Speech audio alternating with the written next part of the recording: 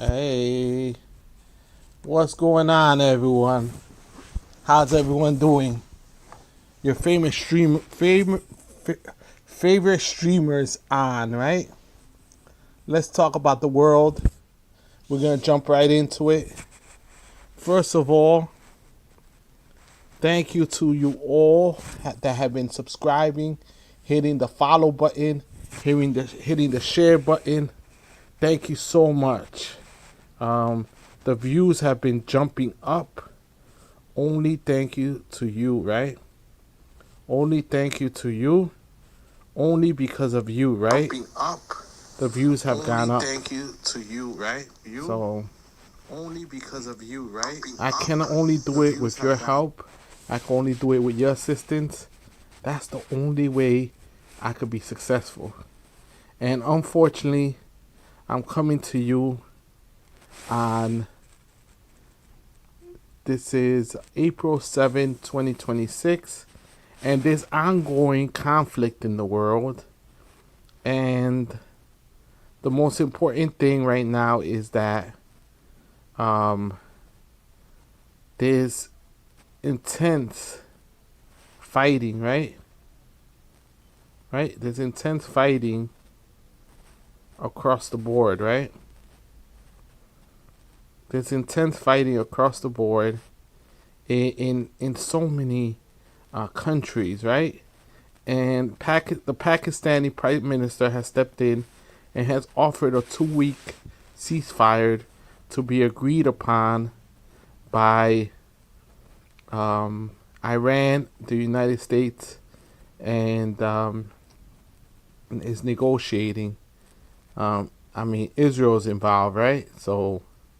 Um, but I'm not sure who the talks are in between. But they offered a 2-week ceasefire, so the wars could end immediately. Um, because this doomsday scenario, it's just crazy and it's bizarre, right?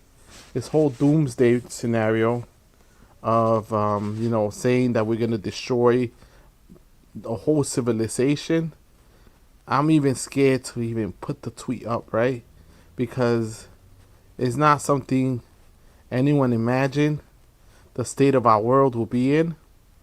I mean, a lot of people warned us, right? A lot of people warned us and told us that if we elect this president, he was unhinged. He had no control over himself, and But the thing is that he has facilitators. He has people that are edging him on, that are telling him, "Good job, keep going, don't stop," right? So you'd be surprised. He wouldn't be able to do what he's doing if he didn't have the backing of so many powerful people. If so many powerful people weren't backing him, he wouldn't be doing what he's doing, right? He wouldn't be doing any of the things that he's doing if he didn't have so many powerful people backing him, right? He has to have a whole bunch of powerful people that think that whatever he says, whatever he does, it's okay, right? If not, he wouldn't be talking the way he talks, acting the way he acts, right? Like the old saying goes, walk like a duck, talk like a duck. What is it? Right? It's a duck, right? So there's a lot of people that are sympathetic, that are allowing him to do the things that he's doing, right? That are backing him no matter what. That includes Congress, which is now on vacation, is now in recess, and happened to be in recess, happened to be on vacation when all of this is going on, right? And they refuse to call Congress back into session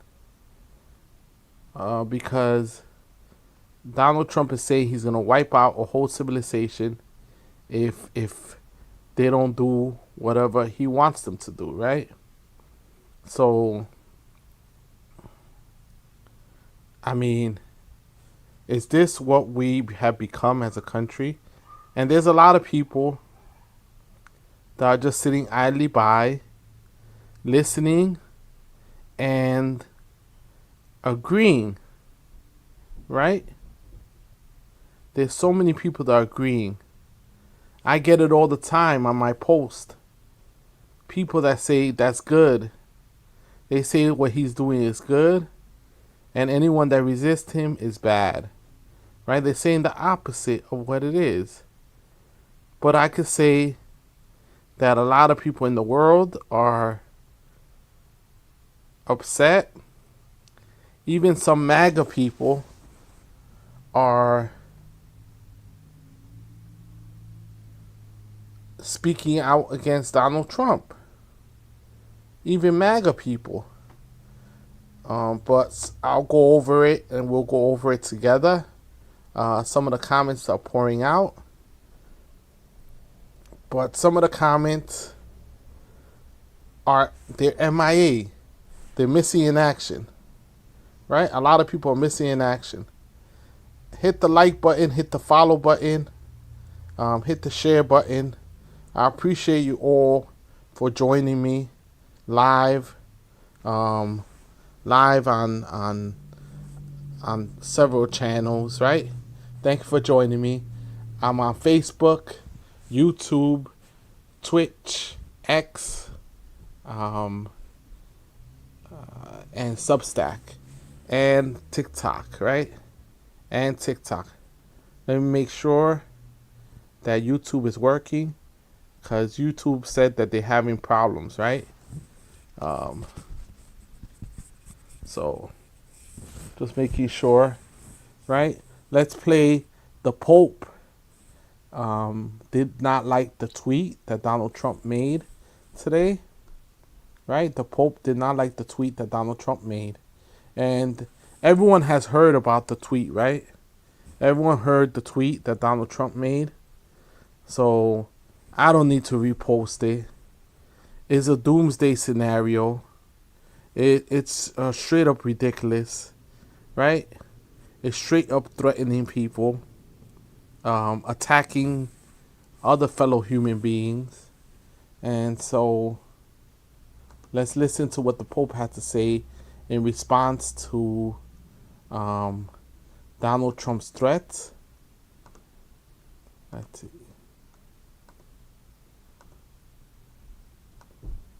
Let's listen to what the Pope had to say in his own words, right? When he was asked about Donald Trump. In English, I would simply say, once again, what I said in the ought to be message on Sunday, asking all people of goodwill to search always for peace and not violence, to reject war, especially a war which many people have said is an unjust war, which is continuing to escalate, and which is not resolving anything. In fact, we have a worldwide economic crisis, energy crisis, situation in the Middle East of great instability, which is only provoking more hatred throughout the world. So come back to the table, let's talk, let's look for solutions in a peaceful way, and let's remember especially the innocent, children, the elderly, the sick, so many people who have already become or will become victims of this continued warfare. To remind all that attacks on civilian infrastructure is against international law, but that it is also a sign of the hatred, the division, the destruction the human being is capable of. And we all want to work for peace. People want peace. I would invite the citizens of all the countries involved to contact the authorities, political leaders, congressmen, to ask them, tell them to work for peace and to reject war always. Thank you very much. So he said he encourages all people in the countries that are affected. Call your politicians, call your congressmen, call all the people that you can call, and let them know that you're against war, you're against destruction, you're against doomsday, right? You're against doomsday. You're against destroying the world as we know it, right? It's never good and has never been good to try to destroy the world because there's so many innocent people that have nothing to do with politics, that have nothing to do with power, right? That are poor, that all they want to do is live and allow themselves to live, right? That just want to live their lives day to day. They're not interested in the whole doomsday stuff. They're not interested in getting destroyed. They're not interested in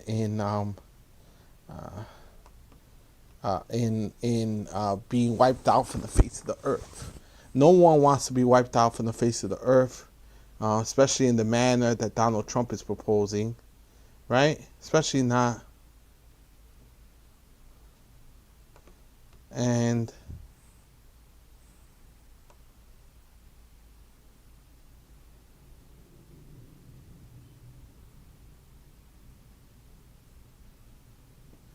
And so now there's a whole list of congressmen that are calling for Donald Trump to be removed, but they're mostly Democrat. They're all Democrats.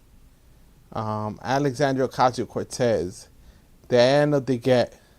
So there's let's see, Alexandria Ocasio-Cortez. I want to show you her tweet, right, that she sent out. Right, I want to show you the tweet that she sent out.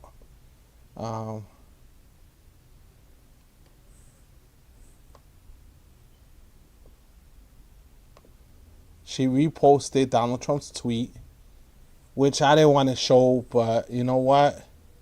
People need to see it and realize the craziness of it.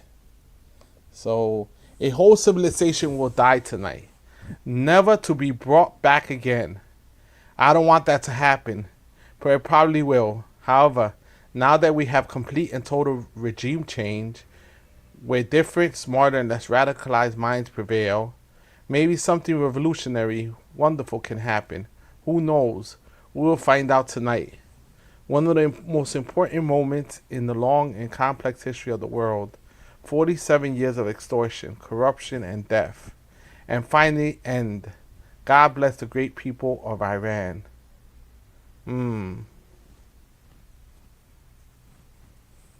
So, a lot of people did not like that, right? That whole threat. And then Alexandria Ocasio-Cortez's tweet was, "This threat is of genocide and merits removal from office. The president's mental faculties are collapsing and cannot be trusted. To every individual in the president's chain of command, you have a duty to refuse illegal orders. That includes carrying out this threat." And this is from Alexandria Ocasio-Cortez, right? This is what she said. This is her statement, as opposed to Donald Trump's statement, which reads, "A whole civilization will die tonight, never to be brought back again.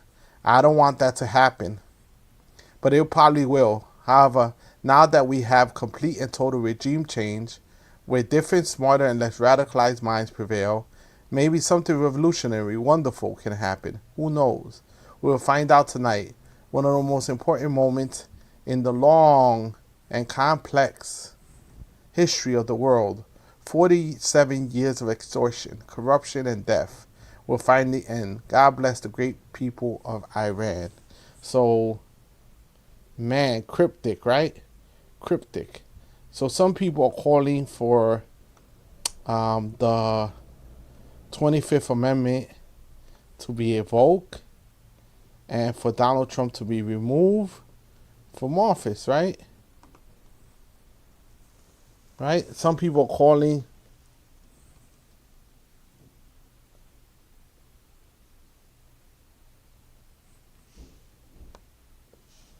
for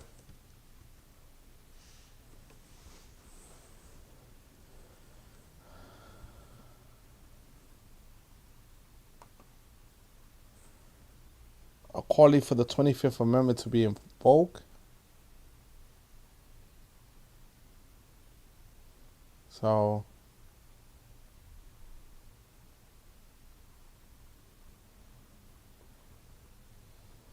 this is must be calling for Trump's removal today based on the 25th Amendment. He is threatening the entire destruction of a civilization. He is calling Iranians animals. He is showing a total disregard for the humanity of people in Iran, in Gaza, in Cuba. This is a moral crime. It is a war crime. so, for example, roll If con the United States Congress in has California. any life left in it, every member of Congress and senator must be calling for Trump's removal today based on the 25th Amendment. He is threatening the entire destruction of a civilization. He is. If the United States Congress has any, if the United States. This is Congressman Ro Khanna of California.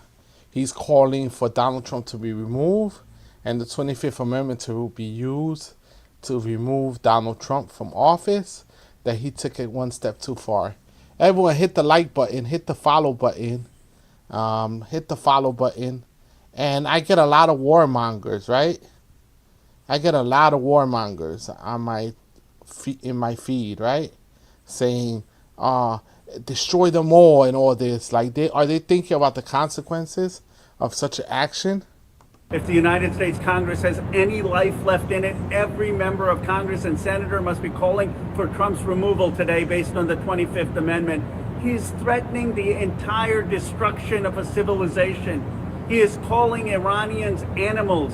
He is showing a total disregard for the humanity of people in Iran, in Gaza, in Cuba. This is a moral crime. It is a war crime. We need to be demanding that Congress convene today, and we need to be invoking the 25th Amendment. If the United States Congress has any life left in it, every member of Congress and... So they're saying that,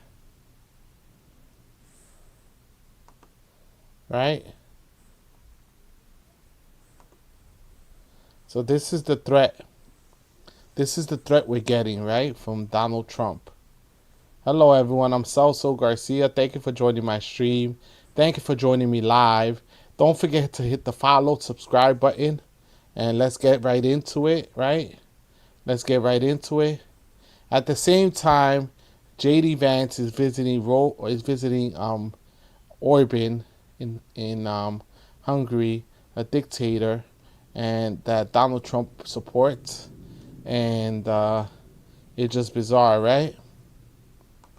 It's just bizarre, the people that they're supporting, right?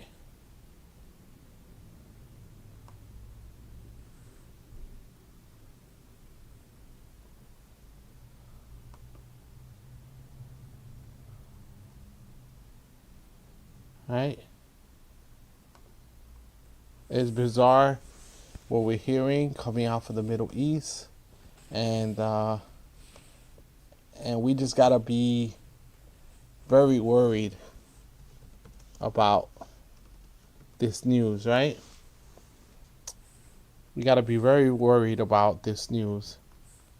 And instead, there's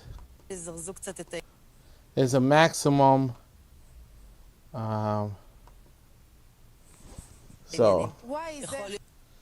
So this is what they did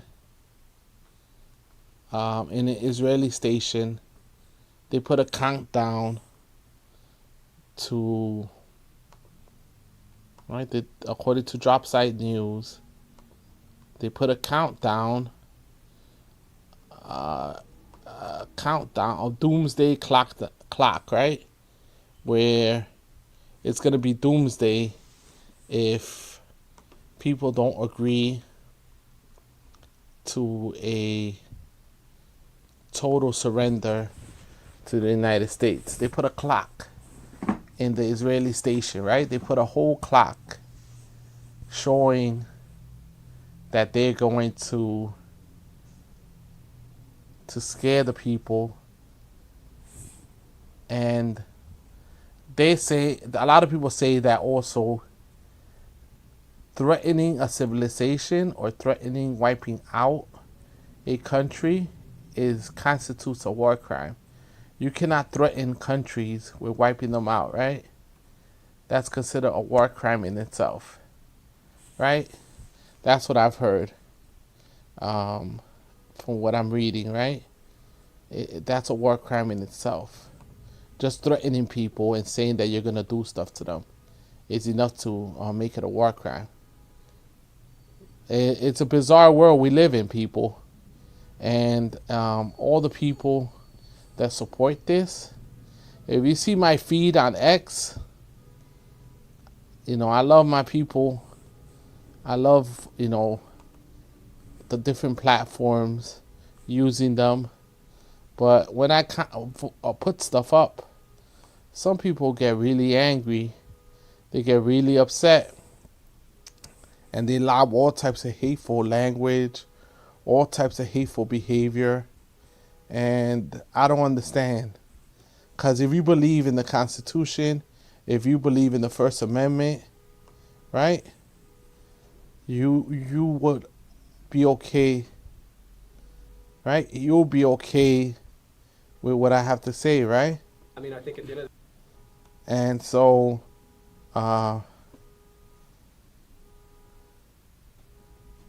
let's listen to different people calling Trump out. Even Alex Jones, right?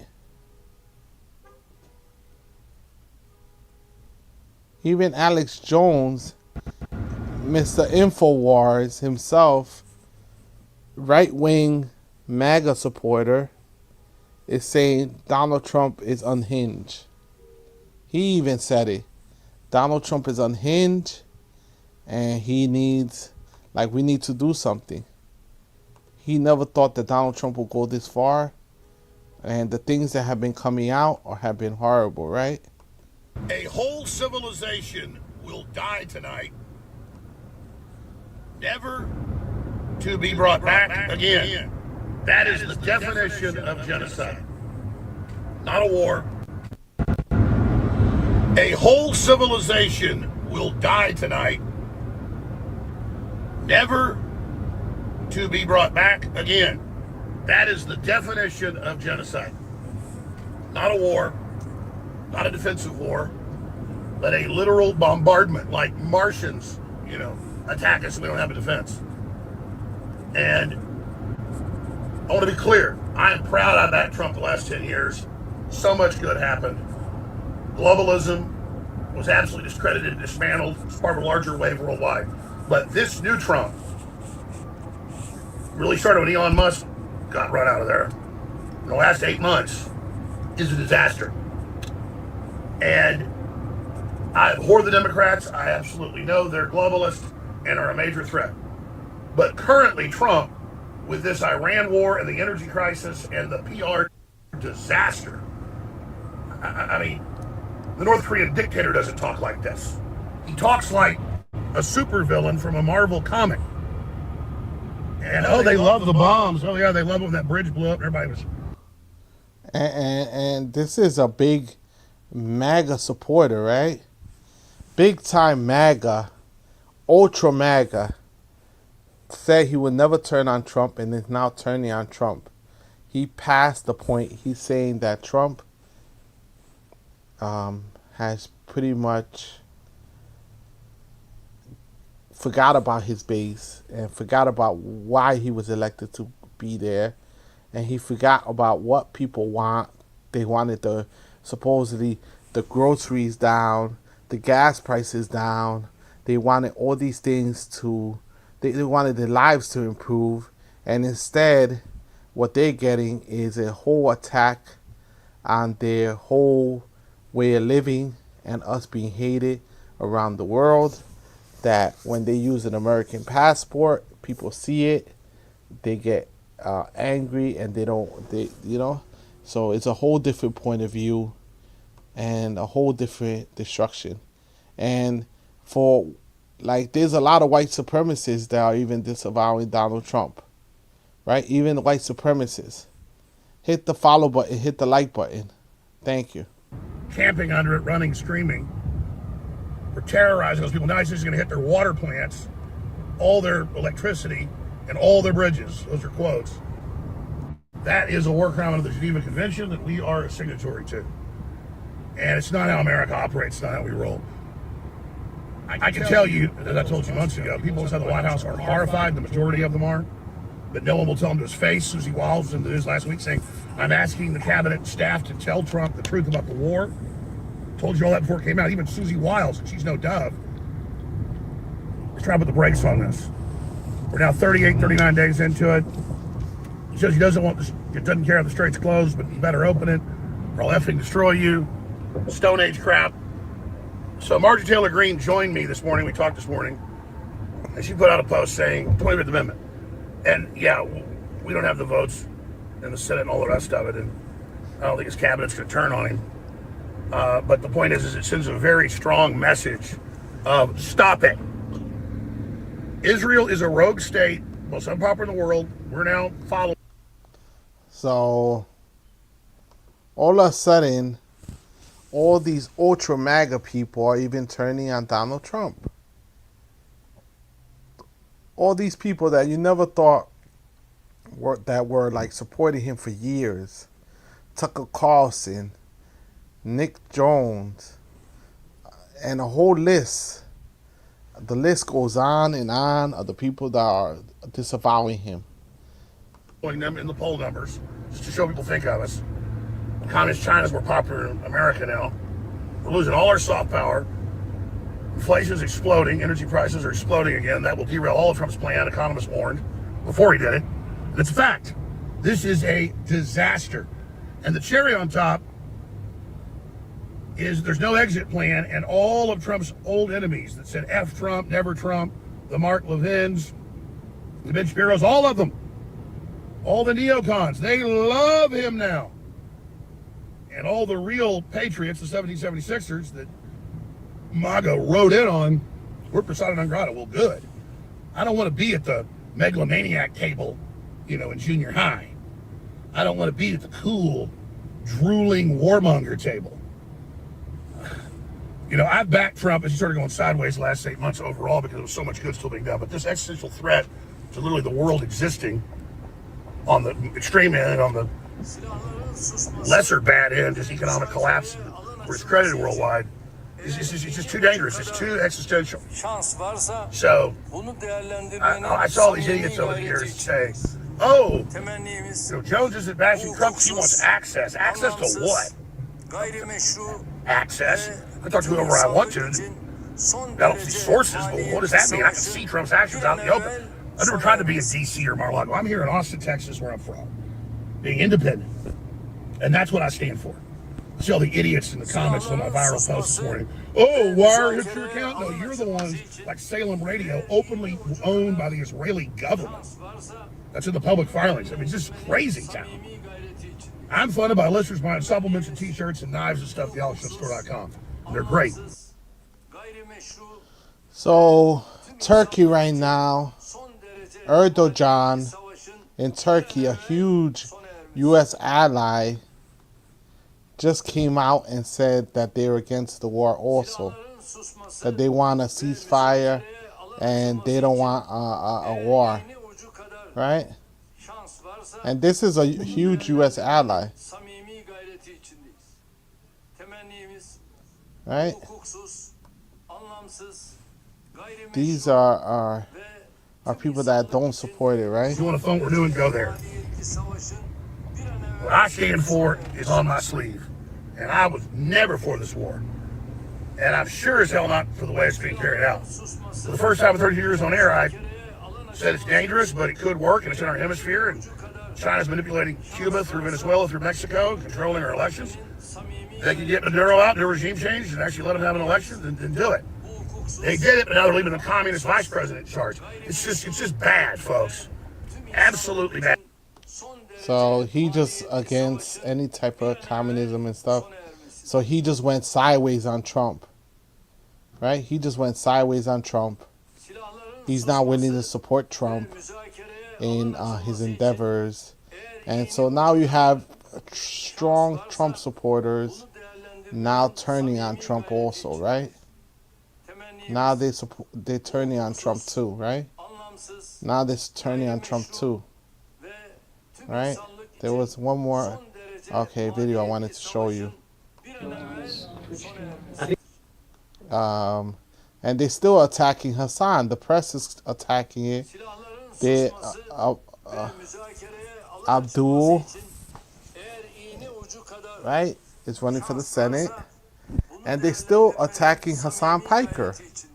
They're focusing in. The press is focusing in on Hassan Piker. The Democrats are zoning in on Hassan Piker, and only a few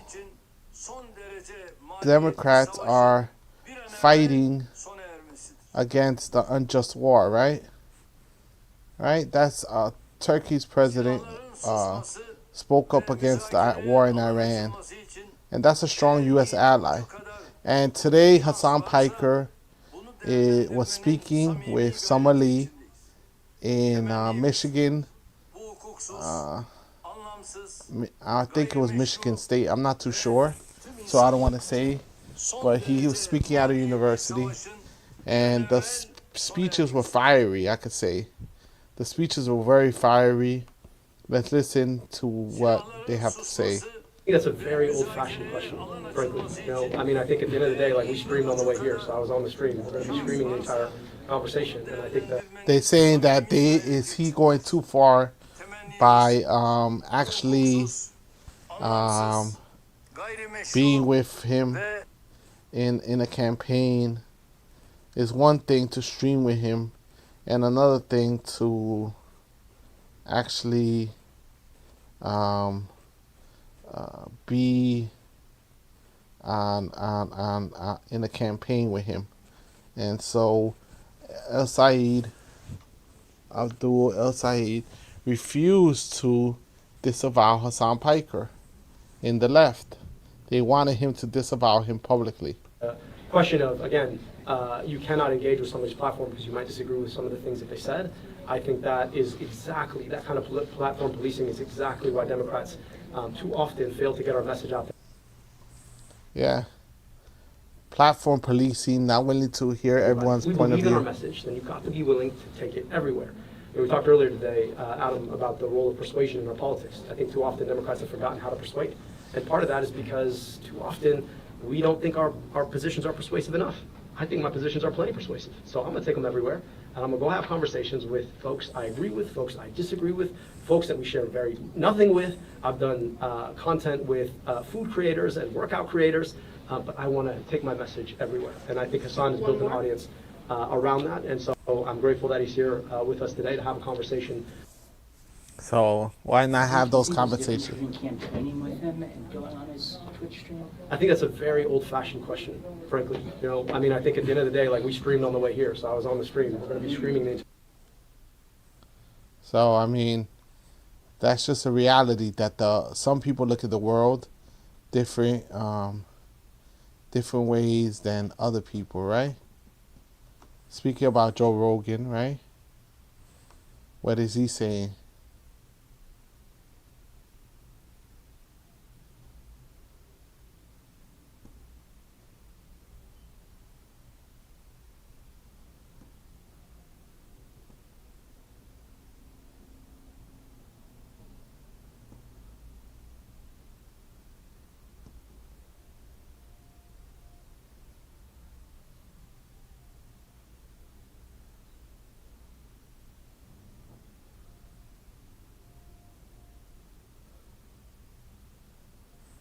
See, so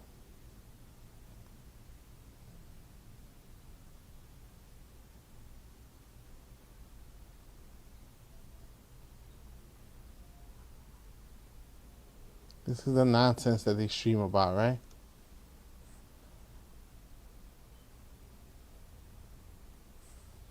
So let's see what else is happening in the world, right?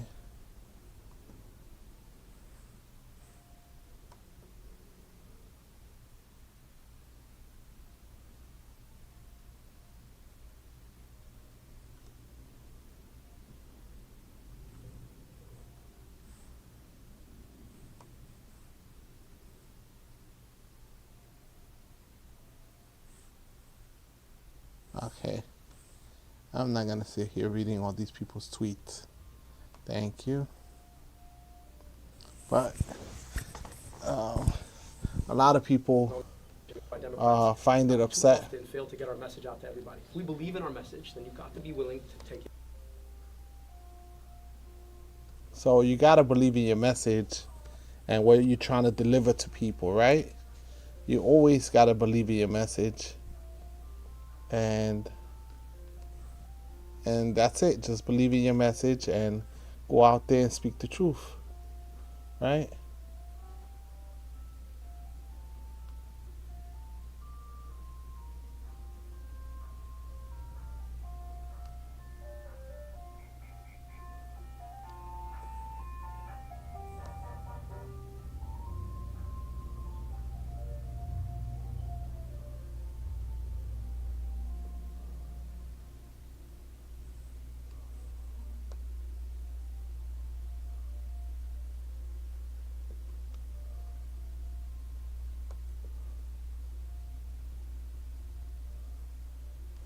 So this is what Fox is covering. They deflected from Trump's doomsday scenario, and instead, what are they covering? Hassan Piker. They did a whole segment on Hassan Piker and his whole message, right? Hassan Piker's history of anti-Semitic remarks not enough to keep some Democrats away. So they did a whole segment on Hassan Piker instead of doing a whole segment on the Iran war and how it's war crimes. He instead they did a whole segment on Fox News, right?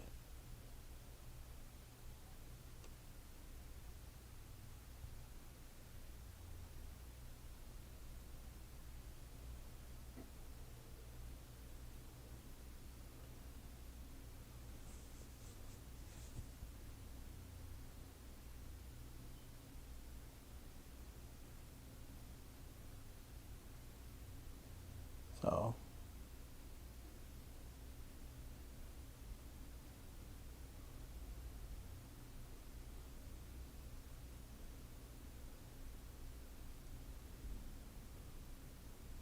great.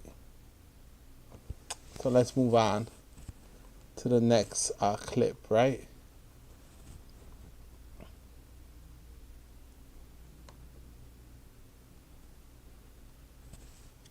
So now, remember when Donald Trump said any leakers would be prosecuted in the White House? Didn't he say that? Anyone that leaks anything will be prosecuted. So the first thing that happened today was there was a huge leak in the White House, right?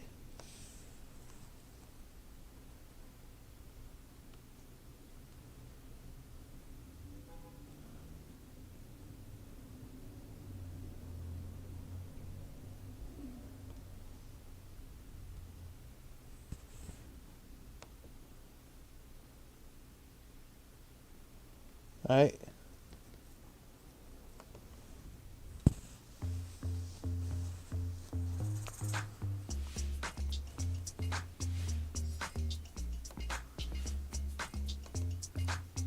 So there was a huge leak in the White House about Pete Hegseth and him wanting longer war, right?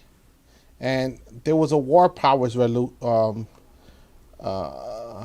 the United Nations would get involved in the war powers in the opening up the Strait of Hormuz, and it was voted down because Russia and China decided to not get involved in the whole war, right? So China accused Japan of accelerating demilitarization after reports said Tokyo plans to lift restrictions on exporting lethal weapons to certain countries. China is seriously concerned about this. Foreign Ministry spokesperson Mao Ning said during a Tuesday press conference, calling the move a fundamental shift in Japan's post-war weapons export policy that violates its constitution. Since taking office in October, Japanese Prime Minister Sanao Takachi has sought to accelerate its security buildup, driven largely by China's rapid military expansion and pressure on Taiwan, as well as North Korea's ballistic missile and nuclear weapons program. Her government approved a record defense budget equal to 2% of Japan's GDP, 2 years ahead of schedule, and confirmed plans to stand up anti-air missiles on an island just 70 miles of Taiwan's east coast. These moves, coupled with controversial comments by Takashi on what might constitute military intervention in the Taiwan scenario, have fueled tensions between Beijing and the U.S. treaty ally. And because what happens is that they don't feel safe, they don't feel like the United States will protect them from that, right? They feel like the United States won't protect them from what's happening, right? So that's what they're doing.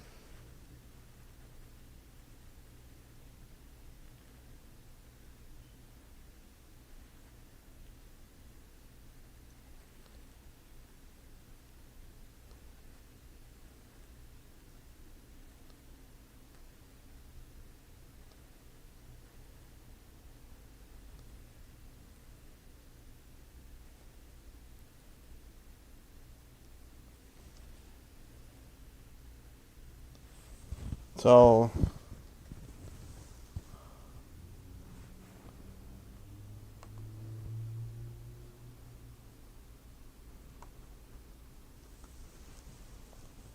accordingly, some breaking news. They're saying that Donald Trump has accepted a ceasefire. Let me confirm this before I say it on the air. Let me confirm that Donald Trump has accepted a ceasefire that was proposed by Pakistan.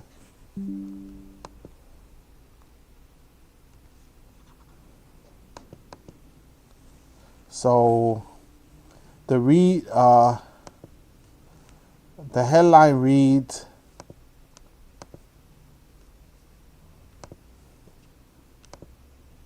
Trump chokes and gave up his threat to Iran for nothing. President Donald Trump has caved on his latest threat against Iran, abandoning yet another deadline as his ultimatums lose their teeth. The 79-year-old president had threatened to wipe out a whole civilization and bomb Iranian bridges and power plants if Tehran didn't open up the Strait of Hormuz. So right now, they declared a ceasefire. Breaking news: the United States has accepted the terms of a ceasefire that was proposed by Pakistan and the Prime Minister of Pakistan. And so the United States has pretty much agreed to a ceasefire in Iran. And people are like, Trump wanted an outlet, right? Trump wanted an outlet, right? He needed an outlet to not make himself look so bad, right? He needed that outlet. He needed a way out, and Pakistan gave him a way out, right? Right? He gave him a way out. So, what do you think, everyone? You think it's a happy moment, or what do you think? Hit the like button, hit the share button, everyone. These numbers are horrible. No one's liking the live. No one's sharing the live. No one's sharing it, liking it, subscribing, signing up. I really do appreciate your support. And we're live as Trump has announced a ceasefire, right? Trump has announced a ceasefire. Let's see. Let's look it up. I want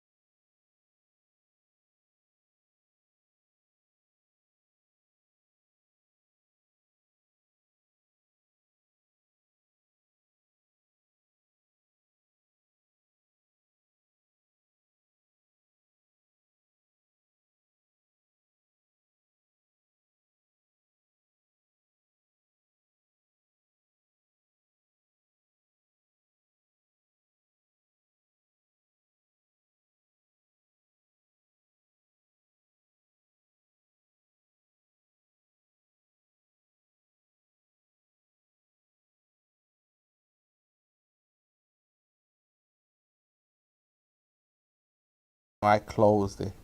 So, guess what? Donald Trump, I confirmed Donald Trump has agreed to a ceasefire, right? He has agreed to a ceasefire, everyone.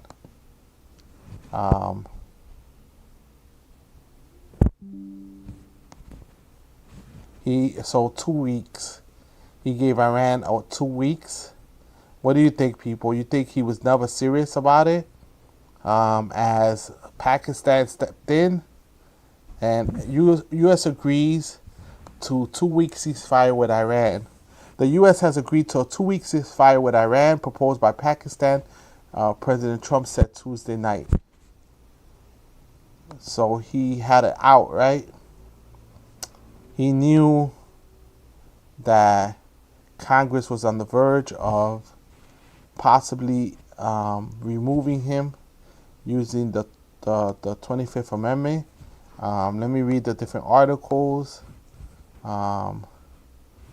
Let's go, people. But we knew that was probably going to happen. What U.S. president is going to destroy a country? Some people are saying they knew this. The U.S. has agreed to a 2 week ceasefire with Iran proposed by Pakistan President Trump and said Tuesday night. The big picture, the Pakistani proposal, which came hours before Trump's deadline to launch massive strikes if no deal was reached, involves a pause on Trump's threat and a commitment from Iran to open the Strait of Hormuz for 2 weeks. The 2 week period will be used to negotiate a larger agreement to potentially end the war. There have been discussions with mediators about potential in-person negotiations, likely to be led by Vice President Vance, though nothing has been announced. The announcement comes less than 12 hours after Trump threatened to wipe out Iran's entire civilization. More specifically, he threatened bridges, power plants, and potentially oil and water infrastructure. Behind the scenes, negotiations between the U.S. and Iran picked up momentum over the past 24 hours, as Axios reported, with Pakistan serving as the primary mediator. Israeli Prime Minister Benjamin Netanyahu, the leaders of Saudi Arabia and the UAE, and the political allies like Senator Lindsey Graham had urged Trump to reject any proposal unless Iran made major concessions.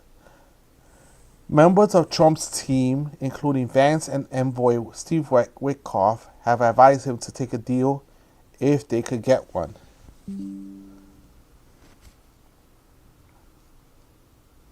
And he's going to suspend the attack on Iran for now, right? So I'm going to read all these sources, different sources. That was Axios, right? So let's read the other sources, everyone. Let's get to the other sources. The Hill, right? It's a more right-leaning publication. So let me read it from The Hill.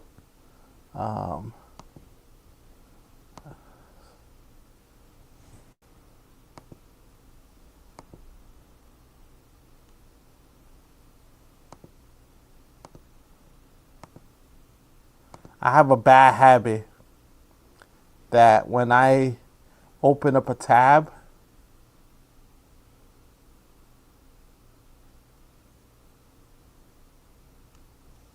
right? I open up a tab. I keep opening up tabs, right? I just keep opening up tabs, right? Thank you for joining me, everyone. Hit the follow, hit the share button. I appreciate you joining me. So let's go to The Hill and read this source, right? I like to read different sources. I don't just like to focus on one source because they have different information. So Trump suspends attacks on Iran for 2 weeks amid negotiations, right? Let me make sure you can see it. Okay.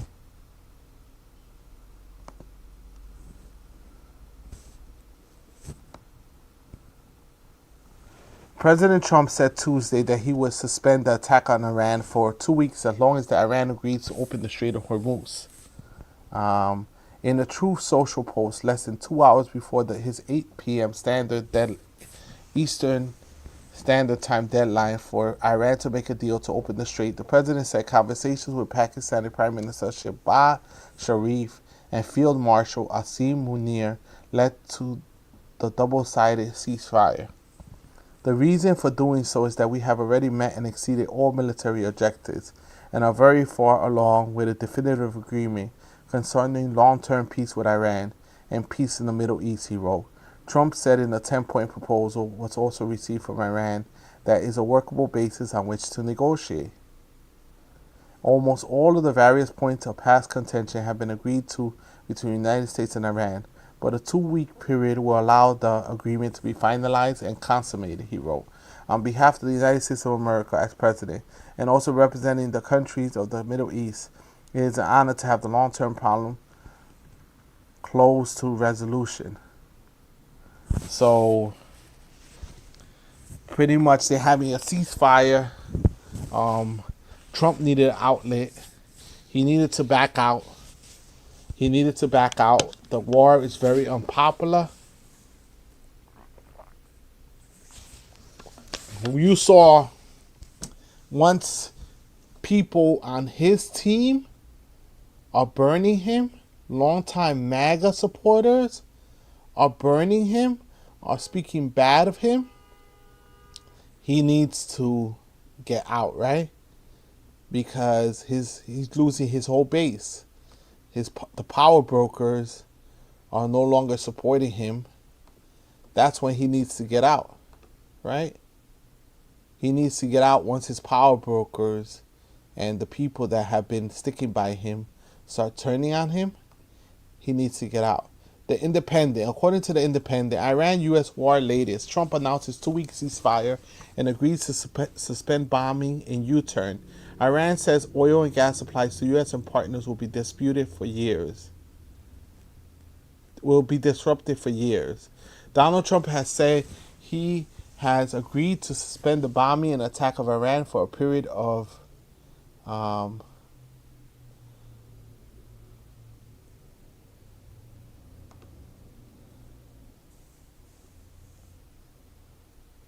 to suspend the bombing and attack of Iran for a period of 2 weeks, in a U-turn ahead of his deadline.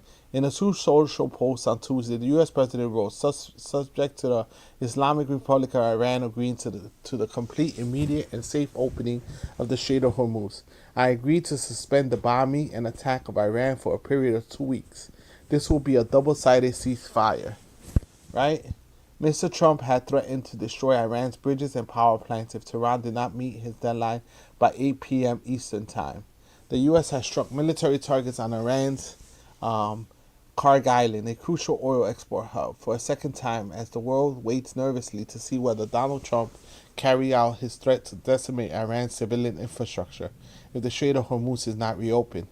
Mr. Trump issued a staggering new threat on Tuesday, saying a whole civilization will die tonight, never to be brought back again.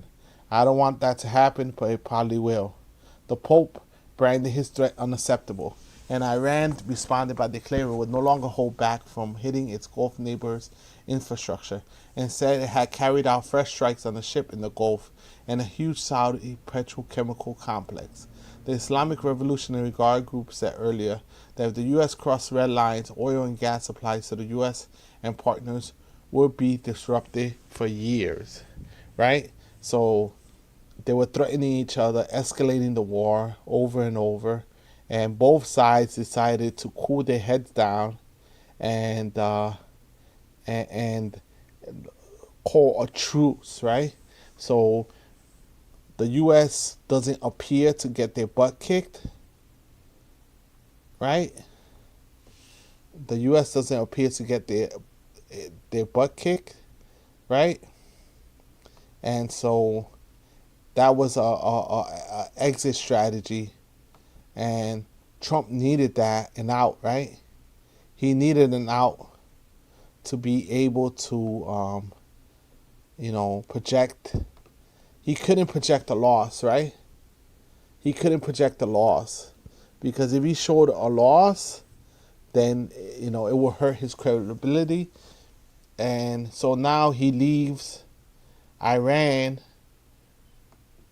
with a possibility of, not looking as bad, right?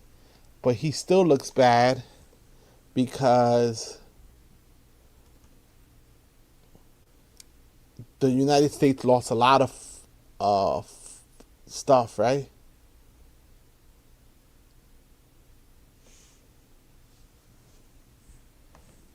So Ryan Grimm of Dropsite News says, Trump, we receive a 10-point proposal from Iran and believe it is a workable basis on which to negotiate. Trump and I guess the world are benefiting from the complete dereliction of the media to have reported on this 10-point plan. It is weeks old, but I am fine letting Trump pretend it's brand new and he forced it out of them, right? So this plan was already proposed in the past. This plan was already proposed, and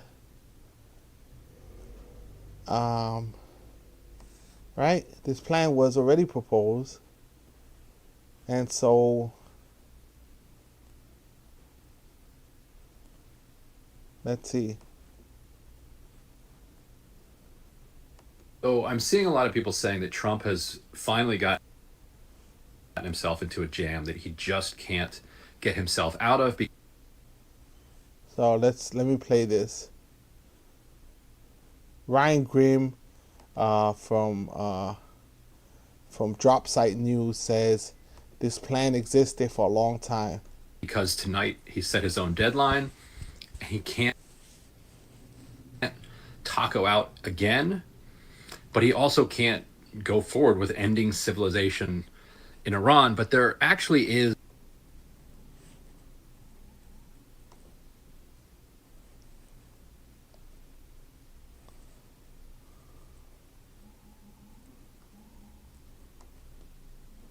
So this is the one thing that Ryan kind of a third way that he can take here and declare victory. And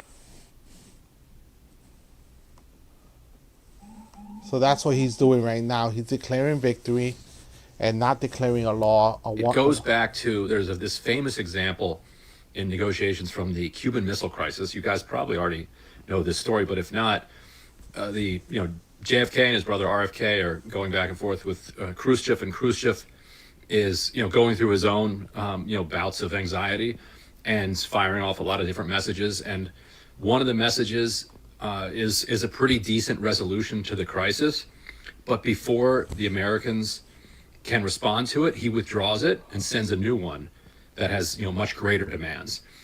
And RFK comes up with the idea. Yeah, so this is the same thing that happened during the Cuban Missile Crisis, right? The same thing as the Cuban Missile Crisis, right? This is how it was resolved. Ignore this most recent one and just announce that you have accepted the second to last one, the one that he withdrew. But he made the offer, so just accept it and then say you've accepted it and this is over. And he did that, and Khrushchev is like, okay, well, I guess this is over. So Iran, for weeks now, has put forward roughly a 10-point plan that is a totally fine deal for the United States. You can go find it on Dropsite if you want. The details really aren't the point here. They have also now said they've cut off direct and indirect conversations with the United States after Trump threatened to end their civilization. But what Trump could do, because the U.S.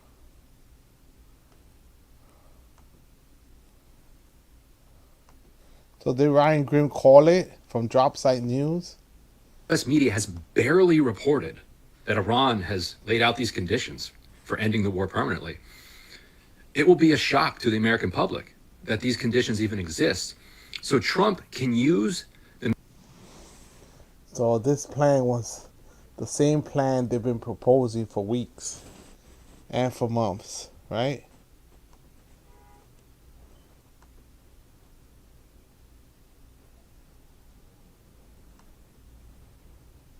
media's complicity in this and say, because of my threats, Iran has now offered me these terms. I am accepting the terms. Iran is on bended knee. I am victorious. And then this is over. Now, Iran could say, well, hold on a second. Like, we don't really accept these terms anymore, but they are Iran's terms. And at that point, Iran can keep shooting for a while. But at some point, if you're not getting shot at and the U.S. is offering, what you offered, the thing Interesting analysis from Ryan thing will Grimm. wrap up. So Trump does have a way out if he wants it. If he chooses civilization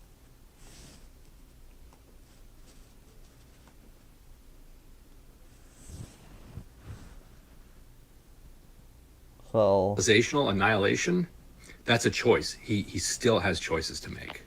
So I'm seeing a lot of people saying that Trump has finally gotten himself into a jam that he just can't get himself out of because he's declaring victory, tonight he set his own deadline. but he could have can't- ended it a month ago, right? He could have ended it a month ago, and so now he try to flip it on people, and so now the people that say, "Oh, Donald Trump should be removed from the presidency," the people that said that Donald Trump is nuts and is crazy, now he flipped it on them, and now he's making people look like they're the ones that are crazy, right? The people that were calling for his impeachment, that were calling for his removal, now look like the crazy ones, right? Now, we are the ones that look like we're crazy, right? So he flipped it, and now to his advantage, and it depends on if you believe him or not, right? It depends if you believe him or not, right? That's the main thing. Everyone hit the follow button, hit the like button, hit the button, hit the like and follow button, and share the live. Thank you so much for everything you're doing. Thank you for sharing with me. Thank you for sharing with me this moment that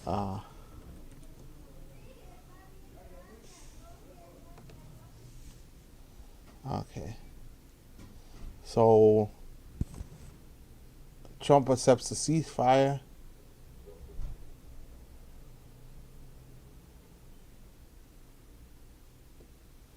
And so now Drop Site News has reported that Israel has also agreed to the ceasefire. Israel has agreed to the ceasefire. So Israel is suspending its attacks, right? U.S. President Donald Trump, I agreed to suspend the bombing and attack of Iran for a period of 2 weeks, a double-sided ceasefire. Trump said he will pause planned strikes on Iran for 2 weeks after talks with Pakistan's leadership, conditioning the move on Tehran reopening the Strait of Hormuz. The pause is contingent on the complete, immediate, and safe opening of the Strait of Hormuz. Can't make this up. This is like a soap opera. You ever watch Telemundo? The Spanish soap operas that they're so dramatic. This is what this is. So dramatic, so crazy. You can't make this stuff up. You can't make this up, people. This is crazy. It's like when I was watching soap operas when I was a kid that I wasn't supposed to be watching, and I ended up watching the soap operas, and you see these things that you're not supposed to see as a kid, and this is what we see now in the world, right? Everyone hit the like button, hit the share button, right? So Trump claims the U.S. has met and exceeded all military objectives, says a 10-point proposal from Iran is now a workable basis for a broader deal, adds the sides are very far along with a definitive agreement on long-term peace. He describes the 2-week window as a time to finalize and consummate a wider agreement to end the war. So let's look at the Truth Social post, right? And let me read it directly to you. And should we go into the 10-point plan? I don't know if you want to listen to it, but Donald J. Trump, based on conversations with Prime Minister Shehbaz Sharif and Field Marshal Asim Munir of Pakistan, and whereon they requested I hold off the destructive force being sent tonight to Iran, and subject to the Islamic Republic of Iran agreeing to the complete, immediate, and safe opening of the Strait of Hormuz, I agreed to suspend the bombing and attack of Iran for a period of 2 weeks. This will be a double-sided ceasefire.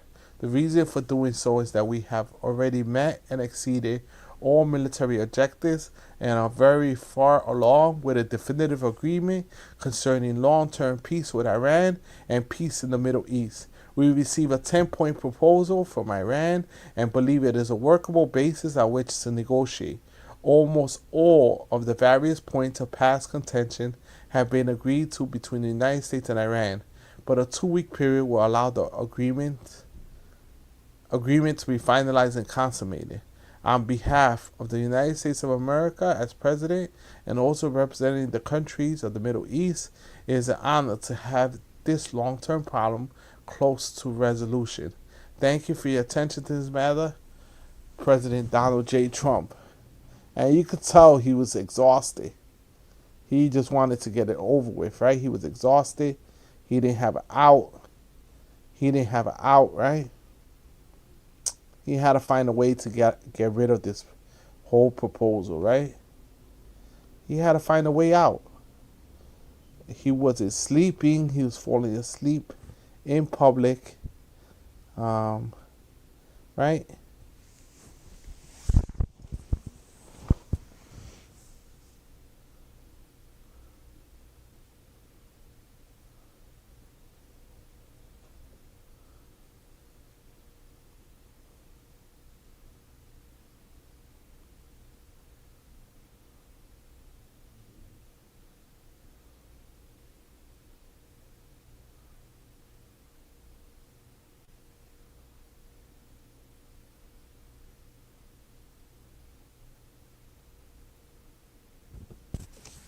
So, let's see.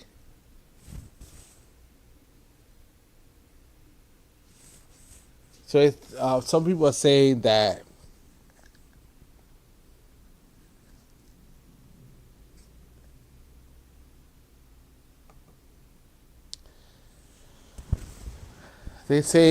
Pakistan was told that they had to send this message. The draft Pakistan's PM message on X. This was Shehbaz Sharif. They forgot to delete the draft Pakistan's PM message on X. Diplomatic efforts for peaceful settlement of the ongoing war in the Middle East are progressing steadily, strongly, and powerfully, with the potential to lead to substantial results in the near future. To allow diplomacy to run its course, I earnestly request President Trump to extend the deadline for 2 weeks. Pakistan, in all sincerity, requests the Iranian brothers to open Strait of Hormuz for a corresponding period of 2 weeks as a goodwill gesture. So they're saying that the United States forced Pakistan to do this, right? Pakistan did not want to get involved in the war, and the United States needed an outlet, and they told them that they needed to get involved. So the United so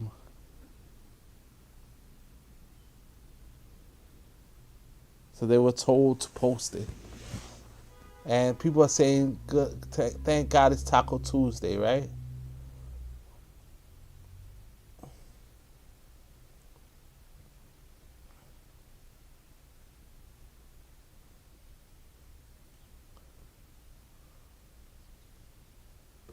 So this is unbelievable. The edit history on the tweet shows that Pakistan Prime Minister Shehbaz Sharif originally copied and pasted everything he was sent, including draft Pakistan's PM message on X.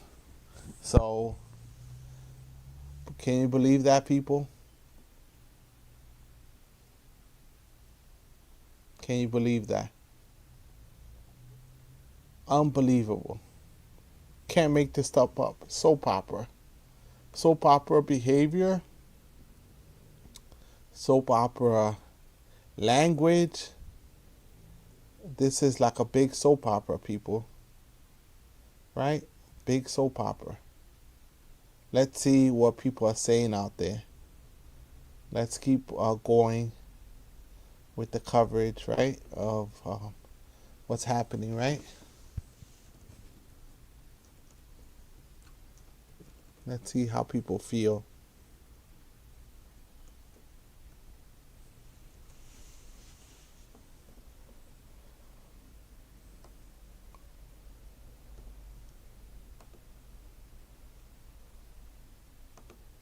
although Mr. Trump is claiming that it's the reverse. All right, Tom Bateman, we'll leave it there. Thank you very much for taking us through those details.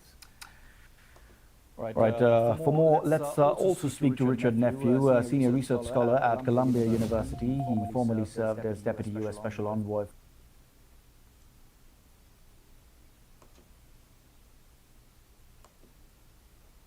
for Iran during the Biden administration and Director for Iran at the U.S. National Security Council in the Obama administration. Thank you very much for your time here on BBC News. Your initial reaction to the news? Well, I would say three things. One, obviously there's a relief that the president is not going to carry out the threat that he made earlier, which is not only remarkable but horrifying in many different respects. But two, I think that we're seeing a recognition from the United States that some of the military objectives that they were setting out were not being achieved by the use of force that they were employing, especially as we see the Iranians were continuing to fight back, to resist, to launch attacks against Israel and Gulf Arab states. But then on the Iranian side, surely they are also quite concerned about the risks that would come from continued confrontation. So all that adds up to it being quite reasonable, sensible, and quite predictable that there would be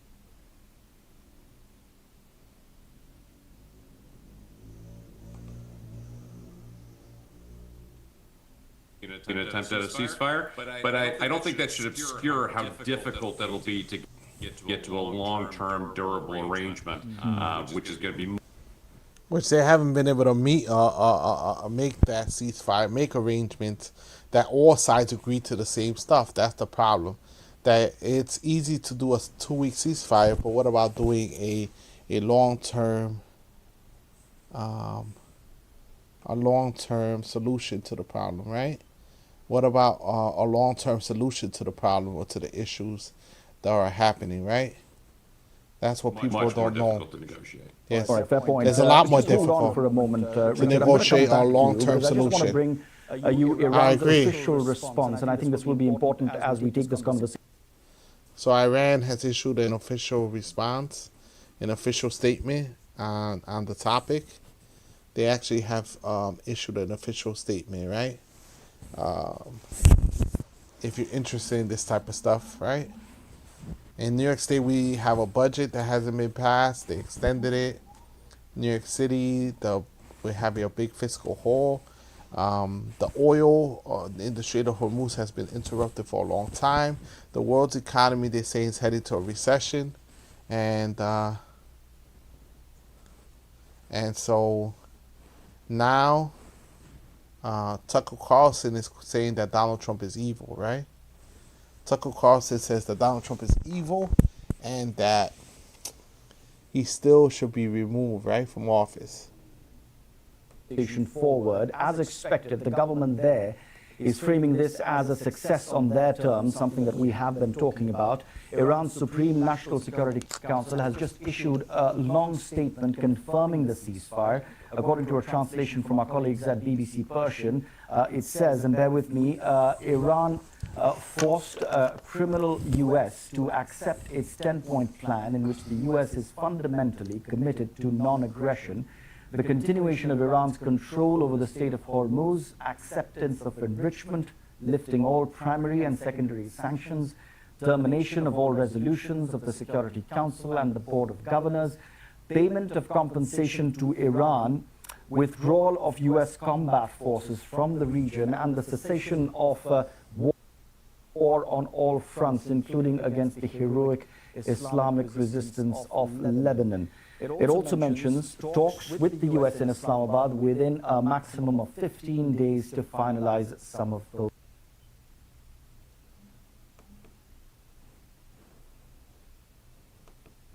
So there'll be talks in... Richard Nephew is back with us. Richard, talks in Islamabad. How would you pick apart some of those points? A lot of what was said from the Iranian side has not really been acceptable to the U.S. in the past. Right, and this is what I mean by how difficult it's going to be. It's going to be difficult. It's going to be difficult to get them to do a long-term agreement. As much as Trump says that everything was decided, it might not be need to get 100% to a completed. long-term durable agreement. I mean, it's possible that the Trump. I mean, it's possible that they might just make a long-term agreement to end the war, because once the most popular people in Trump's MAGA base start to call him out and start to say, "Hey, what are you doing?" Marjorie Taylor Greene, even though she was calling him out, Tucker Carlson, Nick Administration Jones. has accepted some of those points, but I think it's much more likely that this is the Iranian government's spin on what they think has been agreed. Just as if you read the president's Truth Social post, there's a lot of language in there about having achieved all of our military objectives, and so now we can graciously allow for a ceasefire. I think the one point that is interesting is that both of these statements acknowledge the Iranian 10-point proposal as being a point of departure. And interestingly, that doesn't address nuclear issues, which I, as a former nuclear negotiator, find quite curious. But I think the key central point comes back to these sides are just as far apart as they were when this all started a few weeks ago. And so coming to a durable agreement here is still going to be incredibly difficult. You know, I was speaking to my colleague Tom Bateman, and I think you may have heard a bit of that conversation earlier on. He mentioned that this is essentially, it looks like at least back to square one. Would you say it is that, and given how difficult it is going to be to move forward on the negotiating table? I think it is to a certain extent, because, obviously some of these core issues remain, out there and still on the table. But importantly, now both sides have seen the extent. I mean, we're spending a lot of money on the war, and Trump was asking for $200 billion for a war, which even the Republicans were saying it wasn't going to happen. They're not going to give Trump $200 billion to continue this war. So, like they say, Of their deterrence and the limits of what they're able to achieve. Trump was pushed against the wall. Despite the fact that there's been significant military victories and tactical success, the Iranian government is still in charge. There hasn't been a revolution yet. The IRGC is firmly in charge. For the Iranian standpoint, the United States was prepared to commit to the kinds of use of force that was involved. So it's like the United States was pushed against the wall, right? And so that's the problem. Here, notwithstanding the fact that there were attacks made against Gulf Arab states as well as Israel too. So I think, if anything, both sides now have a better sense of the limitations of how far they can go militarily, but I don't think any major issues have at this point been resolved. So it's not really a deal, right? The main issues haven't been resolved. They still haven't agreed anything on nuclear weapons or not building ballistic missiles. And so in the end of the day, it seems like nothing was agreed upon, right? It was only temporary win to make the United States not look bad, right? All right, that's an important point, and I'm going to leave it there, Richard, for now. Thank you very much for your time here on BBC News as we try and decode what's been said by both sides as we enter that 2-week window of what kind of conversations might transpire between both sides is something that we will have to wait and see. But taking this further now with Jessica Peak, Director of the International and Comparative Law Program at UCLA School of Law. Thank you very much, Jessica, for your time here on BBC News. Your initial reaction to what we've heard so far from both sides? I think it's a great development for the people of Iran, but there are a lot of details that are yet to be worked out, and it doesn't really seem like many of those serious negotiation points have come to any point of agreement so far. Jessica, from a legal point of view, we've been talking at length about the post that President Trump put out earlier in the day. Will Congress still pursue impeachment for the bombing, for the war, for the post that he put on social media? That's a question to be asked. Would they still pursue the fact that we are looking at a ceasefire, hearings, possible hearings on the Iran war? Would Congress pursue hearings and try to hold the administration accountable for the war that is happening? would they are they going to hold possible hearings? That's the biggest question. How will Congress react?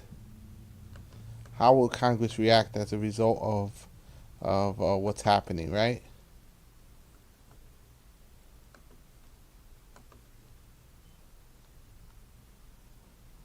Are still to see negotiations and common ground between both sides. How do you view the warnings that we heard from the U.S. prior to the ceasefire deal and the potential ramifications that it could have had? I mean, President Trump and others in his administration have made increasingly incendiary comments over the past days and weeks. Of course, those include the threats from last night and this morning of destroying a whole civilization and bombing Iran back to the Stone Age. If he follows through on these threats, they will be crimes against humanity and war crimes. Crimes against humanity are a variety of acts, including murder, extermination, torture, when they're committed as part of a widespread or systematic attack directed. So what about threatening war? Is that like or threatening genocide? Right? Is Against that any civilian population, whereas war crimes are serious violations of the laws and customs of war during an armed conflict, including things like intentional attacks against civilians, civilian infrastructure, hospitals, aid workers, etc. So Schools. those threats and the idea of killing an entire country of people, or hundreds, thousands, millions of the Iranian people, is entirely illegal and the antithesis of how and why the international community was formed in the aftermath of World War II to stop. Yeah, it was formed, but now it's showing that the international community The might amount of not death be and as destruction strong. that was ever being wrought again. Importantly, though, even if he never follows through, Yeah, even if he doesn't follow through, the fact that he put that on the table, what makes you think other countries won't do the same? Like Russia, China, the nuclear powers in the world. What makes you think they won't use that in future wars and these future types of threats? threatening statements that are designed primarily to spread terror among the civilian population are prohibited under the Geneva Conventions Yeah. and customary international law. So it's still and breaking they're the also law. prohibited under the Department of the Defense Law of War Manual, and violate the fundamental principles. So technically, Trump can still be impeached just for making the threats and for saying the things that he said, right? He still broke international law by putting it on the table, right? Possibly, allegedly, you know? Of distinction, which is sort of the foundational principle of the law of armed conflict. Jessica, very briefly, a final thought. You know, this. So, him level of even rhetoric that we've seen so far from a sitting American president, and we've really picked apart a lot of his statements on Truth Social. How extraordinary is it really to hear an American president issue such threats and use this kind of language? I think it's utterly extraordinary. I don't think we've ever really seen another U.S. president speak in these terms so Never. plainly and so violatively of international law and the international legal order without any seeming recourse at the moment. All right. or no Jessica, consequences. thank you very much for your time. So, will Congress hold hearings? All right, it's Will a they developing story, and we still are trying audit? to pick up on more reactions. I think we can go across to the White House once again. Daniel Bush, our Washington correspondent, has been standing by, getting us updates. Daniel, any further updates since we last spoke? That's right. Well, I can share one bit of news, which is that the White House has called a lid. That means that we are not going to see or hear from President Trump again this evening. So the White House team has decided to let the president's Truth Social post stand. That is the big announcement from the White House tonight. Trump, again, is not going to be addressing the nation, in the next several hours. Of course, we'll see what strategy he comes up with to sell this plan, this temporary ceasefire tomorrow and in the days ahead. But for now, we have have the U.S. side and the Iranian side, and we are to a certain extent decoding what both countries are saying, and they are far apart. And I should also point out, when you take a step back here, that there's a lot of suspicion on both sides about what they can deliver in terms of a durable peace. On the U.S. side, Trump has long believed that Iran is a powerful adversary, that it will continue to try and develop its nuclear program no matter what the U.S. does. On the Iranian side, one key part of this negotiation that led to the So both sides have to sell it to the more on the American side is to sell it to the people, but no one wanted war anyway, right? No one wanted war in the U.S. side. No one wants genocide. No one wants crimes against humanity. No one wants any of this happening in the United States, right? We don't want this. We're not savages. And kind of Trump is kind of messing up, he is messing up the reputation of Americans, right? To make us look like savages, and we just want to destroy countries, and we just warmongers, and we just love destruction and using missiles on us. So this is going to be bad PR anyway. The U.S. would not simply resume strikes. The Iranians are also suspicious or sort of cautionary about Israel's role in this, because they've seen Israel agree to a ceasefire in Gaza only.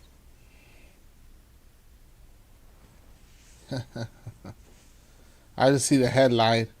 The flight of fancy. Melania gets first dibs on Ice Barbie's Mile High jet. So remember the jet that with the bed and all that? Melania Trump has shown interest on the jet, and so now she's going to be getting the jet to fly her around, right? So she asked for Trump to launch strikes against Hamas there. So all right, let me see.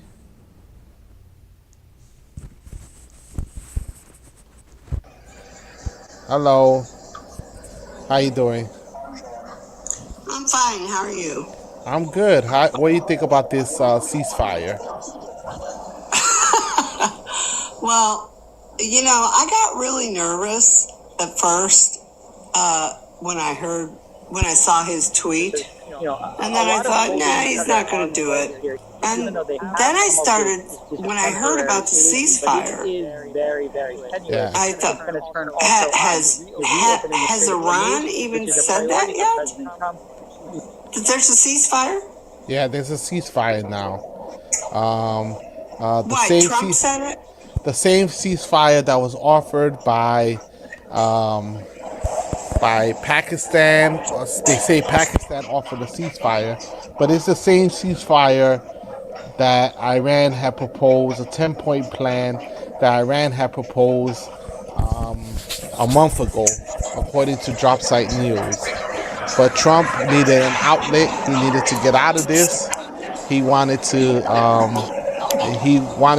appear as if the U.S. was strong, and he needed an out, right? Because he walked himself into a corner that he couldn't come out of, right? Yeah. In negotiations. So they agreed to a ceasefire. It's going to be for 2 weeks, and the Strait of Hormuz is going to be open immediately. This is the deal with that Pakistan was brokering? Yeah, supposedly, but people are saying, Drop Site News, Ryan Grimm says that this is the same deal that was being offered by Iran 4 weeks ago, right? Yeah. So, I mean, what do you think about that?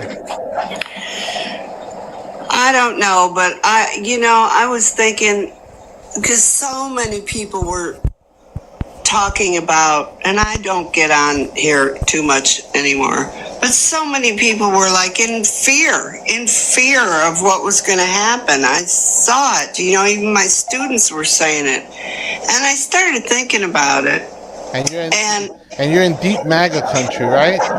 Yes, I am. And I started thinking, but But what I'm thinking is this is what every authoritarian in the world has done. And it's in the playbook. Keep everybody scared. Exactly. I'm thinking what he's doing is he's going to create a crisis. He's going to make us all so scared before the midterms because that man will do anything to stay in power. Anything. And then he's going to solve his own crisis, right? Yep. So Lisa Lewis from TikTok. I'm streaming on Facebook, YouTube, Twitch, X, Instagram, Substack, and TikTok under the Old Man Labor, and also Celso Garcia, CELSO Garcia on YouTube, Facebook, X. Yeah, now I'm streaming on X also. So I'm on a lot of platforms. So you're live on all the platforms. You heard, Lisa Lou? Yeah. You're live on all the platforms. And so I'm watching the 10-point plan, and they're saying that the media wasn't reporting on the 10-point plan, but it's the same 10-point plan that was proposed a month ago. And now all of a sudden, he decided to accept the terms and conditions of the deal, right? And so he just wanted to put people in fear, right? And I think so. And shake people, and he got under people's psychology, right? But do you think he was crazy enough? Do you think he was crazy enough to actually go through with the plan? I know he's crazy enough. What scares me is that people are going along with him, allowing him. I don't know. Maybe he was snorting Adderall in the middle of the night, like he does if you look at any of his tweets, like he did when the producer said the whole time during The Apprentice. I don't know, but that's scary because people in government are allowing him to say that. That's scarier even, because that means they just want power too. And I mean, think about the last 8 years. Good God, what is wrong with Republicans?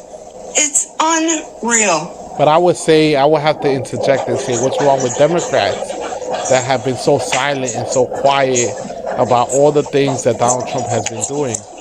They just been going along with it as if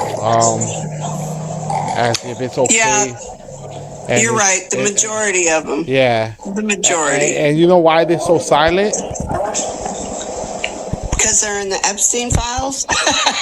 One, a lot of them are in the Epstein files. The donors are the Epstein files. And two, a lot of them take money from the Israel lobby. I'm not going there. They take money from AIPAC. I get it. Yes, I know. So they take a huge amount of money. So they're like, you know what? They already were told. They were coached and told, be quiet, don't speak too loudly. You can say you don't like war, but don't do anything about it because you're not in charge.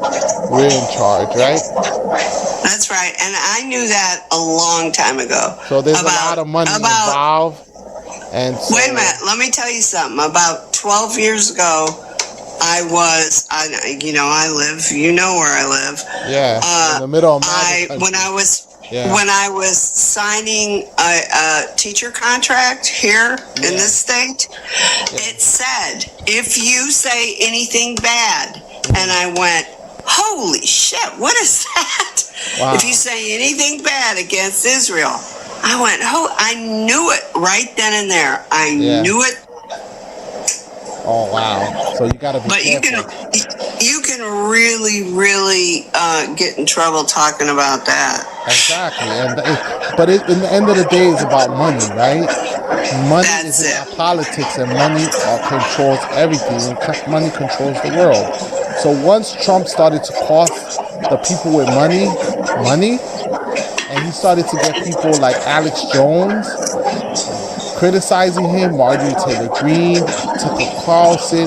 The list goes on. There's about 20 different MAGA influencers Yeah, I know. I've been watching. that said that he went too far, that disavowed Trump and said that he was evil and he went too far, and started to call him out. That's when they're like, wait up, hold on. Your popularity is on the floor. There's going to be midterms coming up, and we're going to go down. We're going to go down in the midterms. If we don't go down now, we'll go down in the midterms. So we're going to bail on you if you don't bail on this whole plan, right? And so he really, you know what happened to him? He got the groupthink mentality going, right? Oh, yeah. So he got the whole, I'm unstoppable because my people tell me everything I do is good. So now my people are telling me everything's good. So then I'm unstoppable. So whatever I do is good. And I convince myself that everything I do, every decision I make cannot be stopped. So I'm just going to follow my gut and I'm just going to do whatever I want because I'm unstoppable. And because he's actually could be clinically diagnosed as a malignant narcissist all his life. One other thing. Did you notice today? I'm not sure about that. Todd Blanche came out. Yeah. Todd Blanche came out and he talked about, we're gonna prosecute Obama and Hillary. Obama, out of all people, Obama. That's always the go-to, right? Obama's the go-to. Always. I just need to get my charger. Keep talking. But Obama's the go-to person. He's losing his base. I mean, that happened at the same time that Trump was, threatening Iran or to obliterate a whole civilization. They're scared. They're very scared. And I don't know, but I've been writing to my congressman, as distasteful as it is. I have been writing to them on and on and on. Yeah. I haven't been on TikTok.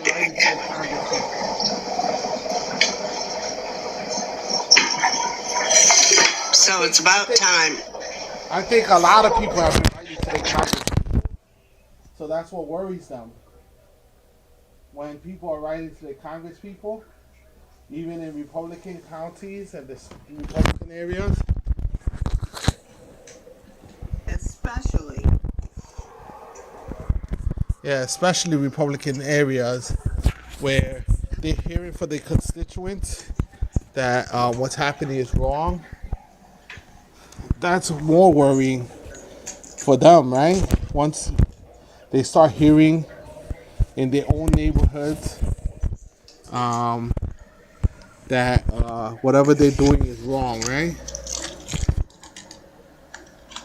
Yeah, because I notice every time I write, something positive happens. And I write to Ted Cruz. Ted Cruz and Abbott, and these people are just afraid of losing power. They're always afraid of losing power. And that's the problem. They're always afraid of losing power. Right? They don't really care about other people. No. They just like to maintain their position and maintain wherever they are, right? Maintain the illusion that they care about people. Yeah, pretty much. That's what they're doing.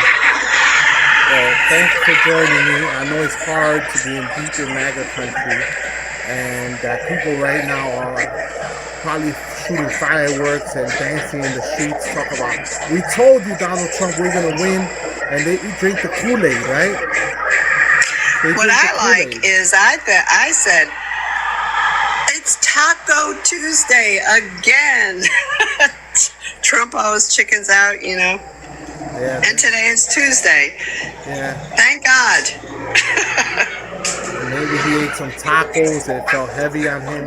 he had. No. You haven't heard that? Taco Trump always chickens out. Yeah, I heard. They've been talking about it. Big Taco Tuesday. I guess that's a Texas thing. Yeah. No, it's a national thing. People eat tacos on Tuesday. It's a national thing. Oh, is it good? Yeah. But thank you for calling me and stay safe in MAGA country. Stay safe in MAGA country. I know it's not easy to be in MAGA country. All righty. Bye-bye. That much. Everyone, you could join the podcast. You could join the broadcast. I appreciate you all for joining. All right. Have a good night and stay safe in MAGA country. So there's progressives out there in MAGA country, right? There's progressives out there in MAGA country, right? Believe it or not. There's left-wing people in MAGA country.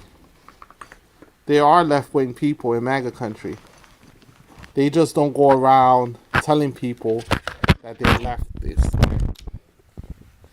They keep it secret, right?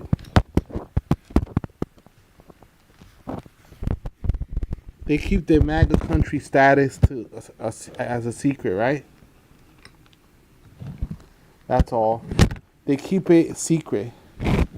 But she's been a supporter for a long time.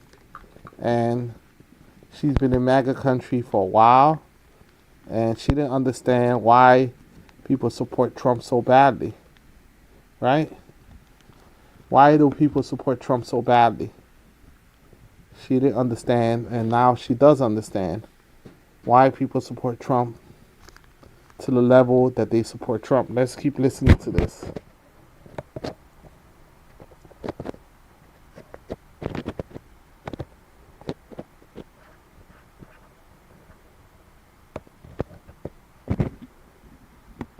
President Donald Trump has just posted on social media moments ago, just adjusting my based on camera. Conversations with Prime Minister of Pakistan Shahbaz Sharif and Field Marshal Asim Munir of Pakistan, and wherein they requested that a hold off the destructive force being sent tonight to Iran and subject to the Islamic Republic of Iran, agreeing to complete immediate and safe opening of the Strait of Hormuz.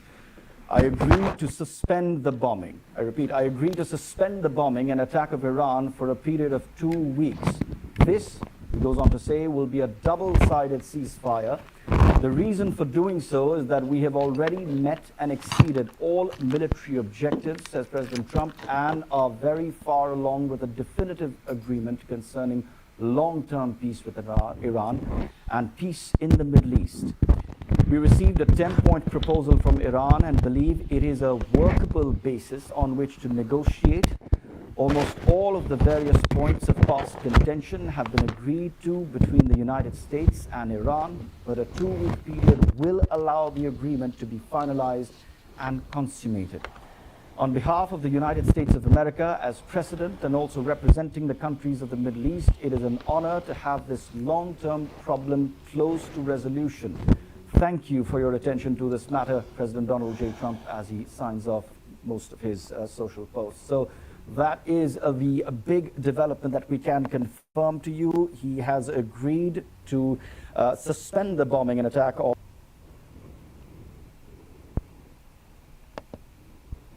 Iran just short of that deadline of 8 p.m. Eastern Time. I'd like to bring in our panel for quick reactions. John McCarthy, former senior political advisor to President Biden, and Abdul Malik, who's also with us, Republican strategist. Thank you very much to both of you. John, if I can come to you first, your initial reaction to what we're hearing. You know, I think I join most sane people here who say that, of course, we hope that this is true for all parties involved. I will say I think that this statement, my initial reaction is that it stands at kind of stark contrast with some of the narrative that we've seen coming out of the president to date. This seems more serious. I think that that is a welcome change. Clearly, I think many minds are probably involved in the crafting of that statement, perhaps unlike some of his previous ones, but I hope that we can get away from a war by tweet kind of model that the president's been using to date. Malik Abdul, if I could get to you now, your initial reaction now to what we're hearing. How important was something like this to really transpire, given the kind of deadline and the words that we heard President Trump use? Well, there are two things here. Some part of this is that a lot of these things, what Trump does is kind of built into the cake, and it is unfortunate that we're talking about a president of the United States. But many people who support him and even don't support him, and it's unfortunate. Very few people believe that what Donald Trump said in the earlier tweet about basically destroying the civilization of Iran, because we know that you get into all sorts of war crimes, international, criminal courts and all of that type of stuff. So we kind of knew that that wasn't going to happen, and people were suggesting this was part. This is what Trump does, right? This is what Trump does. This is his specialty, people. He likes to play psychological games and had a whole world on the edge, and some people are saying that even him threatening whole populations Of Donald Trump's bluster, is a violation. Supported Donald Trump 3 different times now. Oh man, they had to bring the MAGA guy. Always, right? They had to bring the MAGA mouthpiece in, and they love bringing in a minority, right? They say, see, I wish that Donald Trump would use moments, very serious moments like this, to articulate what the policy is. I think he kind of, with all of the bluster that came from. See, I told you minorities support Trump, right? Yeah, I told you minorities support Trump, right? That's the lesson. That's why they bring the MAGA guy to show this. He knew that at the end of the day that there would be a ceasefire. He knew in the end of the day there would be a ceasefire. What?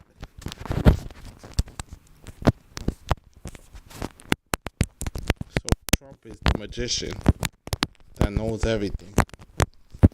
And he knew this was all going to happen.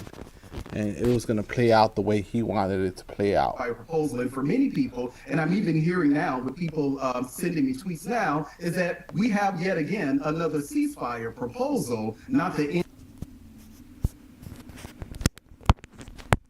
end of the war. Was that bluster avoidable, the choice of words?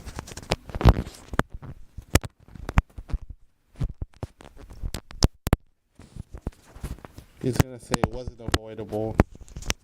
The choice of words. Right? Trust the master plan.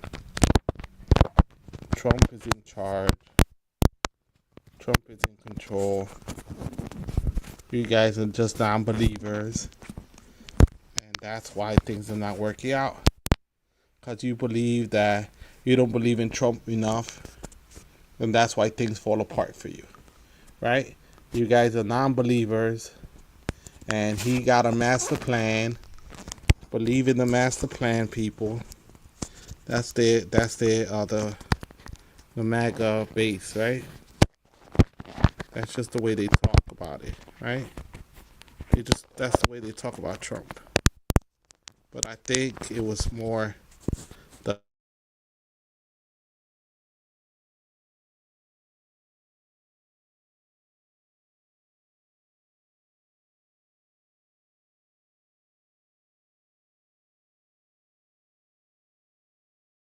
analysis or how Donald Trump chooses to go about the policy. I think that it is a very valid argument for it to make, and Trump did make it in this tweet. But you heard people like Marco Rubio, and even to some extent J.D. Vance make as well, is that the military campaign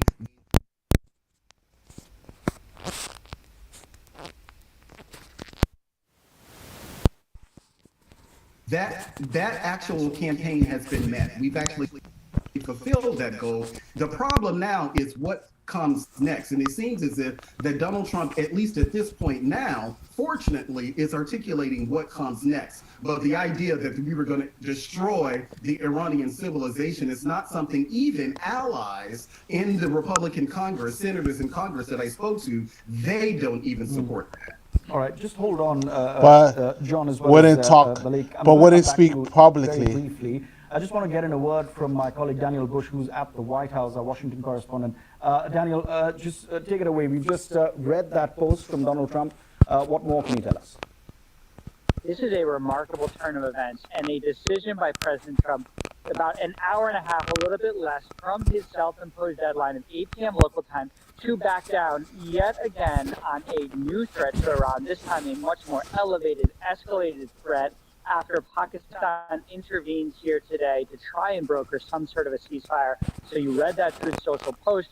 We know what's there. Now we're going to wait to see sort of what happens in the hours to come. But this has been a sort of whiplash turn of events here in Washington from beginning the day with President Trump threatening to kill to get rid of, wipe out an entire civilization, a whole civilization, as he put it, to once again backing off. And we do know that President Trump in the last days. So he backed off again, right? President Trump backed down. Here with his team has been looking for an off ramp. They do want a way to wind down this war. He has given himself a 2-week reprieve. And now the question is, in those 2 weeks, can the U.S. and Iran move from what is effectively a ceasefire, a temporary ceasefire, to a permanent solution? That's the big question here that we're going to be looking at in the hours to come. You've been speaking to politicians. You've been tracking this development very closely. How much political pressure was President Trump facing when it comes to this?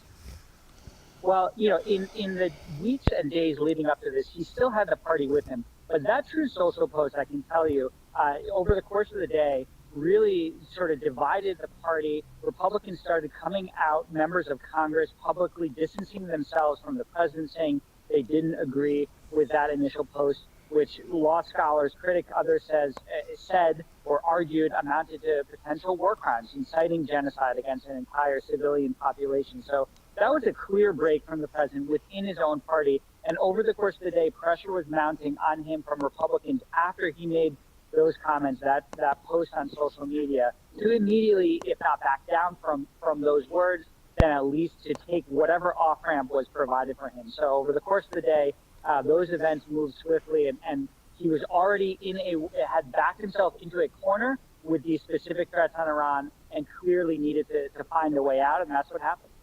Daniel, thanks very much for the moment. I'm going to come back to you. I just want to bring in our panel once again, John McCarthy and Abdul Malik. John, remarkable turn of events. We started the day, we're talking about the civilization will end, quoting. So what do you think, everyone? Who ends up winning Trump, here? And now we're talking about a ceasefire. How is this going to be viewed? Is this going to be viewed as Donald Trump changing his mind once again? Politically speaking, what is going to be the interpretation? Yeah, I mean, I take issue with the premise that Republicans, knew all along that there was going to be some way out of this and that they didn't believe the president at his word. I mean, the president likes to turn everything into a reality show. That's the problem here. It's why his approval ratings are down. It's why there's no support from the American people for this war. And it's why, you've seen members of his own party in Congress pushing back on him. I mean, when Tucker Carlson is sitting and saying that, he takes issue with the president's phrasing and the use of the F word, the, glory to Allah in his statement on Easter morning, if Tucker Carlson is the voice of reason in the room, you have a real problem here in the Republican Party. I think that he's not brought the American people along on this, and I think that his party will continue to pay for this in the midterms. Because not only is the president, not defining the clear mission here for this conflict, but he's ignoring all of the issues that voters are telling him that they care about. Affordability, updates that you are picking up at your end. No, not yet. Right now we know President Trump is, according to his schedule, having dinner with the ambassador to India here at the White House. We don't know much more about what he has planned for tonight. No more public events. We know that he won't be speaking again. So that Truth Social post, that announcement, is the main message from the White House tonight. And now the question is sort of how do these negotiations go forward in the next couple of days? And we do know some details about how that's going to play out. Democrats, if they were in charge right now, would be doing 100% the exact same both in the run-up to the war earlier this year, Make when there no was some fucking mistake. potential Anyone talk who about tries to tell you that Kamala Harris some would be sort of a different nuclear is deal. a fucking And now, delusional. in this moment, the president has said publicly that Democrats, Secretary of State Marco Rubio is involved, that the Vice President involved. Behind the scenes, I'm told by sources, this is really being driven by Wickoff and Kushner, who fashion themselves as deal makers. Well, this is where the rubber is going to hit the road, because as we heard from Tom, our colleague, there are a lot of unanswered questions here. The sides are very, very far apart. And in the next couple of days, the president's team is going to have to find a way to press. And what does Hassan Piker think about this? That is reluctant to deal with the United States, that despite this confirmation that yes, they will participate in the ceasefire, have a lot of demands on the U.S. that the U.S. might not want to accede to. How do you press that regime to get to yes on a permanent solution that the Iranians can live with, that President Trump can claim as a victory? It's going to be very, very difficult, but that's what these negotiators from the U.S. side are going to be doing with the help of some interlocutors, some intermediaries, Pakistan and others in the region who have helped get these sides at least to this point. When you talk about Donald Trump declaring victory. Okay, let's keep that open. So now they're saying that Hassan Piker, they're attacking him still. And they're saying that Hassan Piker is saying some stuff that it's off the cuff. Let me make sure. Supposedly. Because he says something about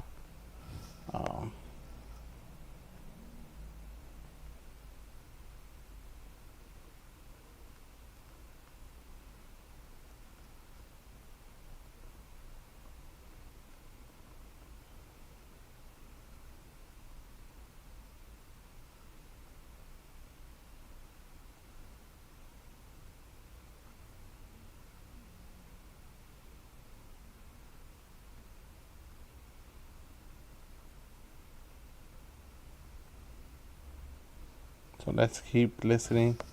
There was something I missed it. I lost it. I lost the tweet, right? I lost the tweet.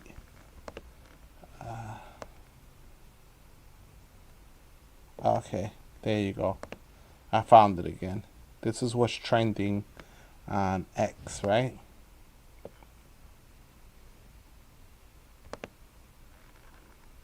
To one. Make no. He's saying that Democrats are just as evil as Republicans, right? That's what Hassan Piker is arguing, right? Democrats, if they were in charge right now, would be doing 100% the exact same thing. 1-to-1. Make no fucking mistake. Anyone who tries to tell you that Kamala Harris will be different is a fucking delusional moron. Do not listen to them. So he's saying that the powers to be... Democrats, if they were in charge right now, would be doing 100% the exact same thing. 1-to-1. Make no fucking mistake. Anyone who tries to tell you that Kamala Harris will be different... So basically... This is what they're saying, right?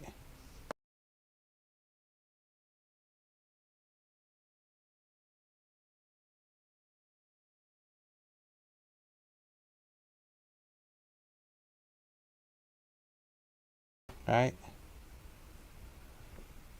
They're criticizing Hassan Piker for this, for his statement, right?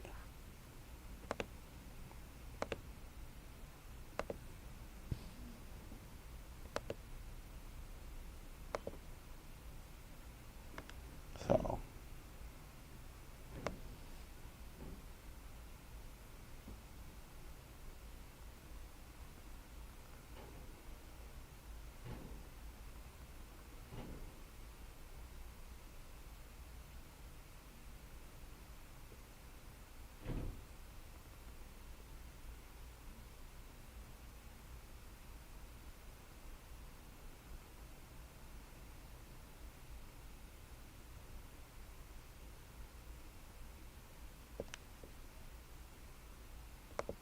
So they're saying that Hassan Piker pretty much called Donald Trump Adolf Hitler. They range unhinged and criminal. This is what the Democrats could come up with, right? That's all they could come up with. Right? This is all they could come up with. Little memes. Little memes.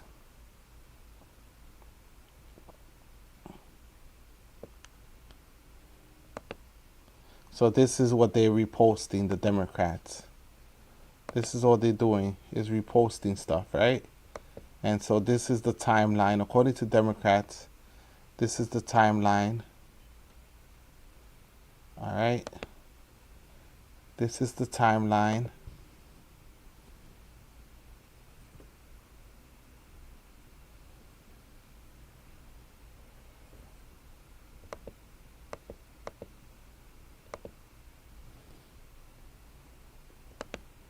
Right, this is the timeline that they're using about the Trump war. Right.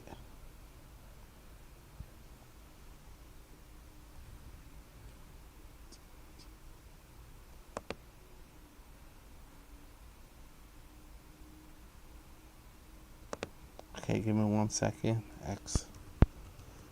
So basically, there's a timeline of the war.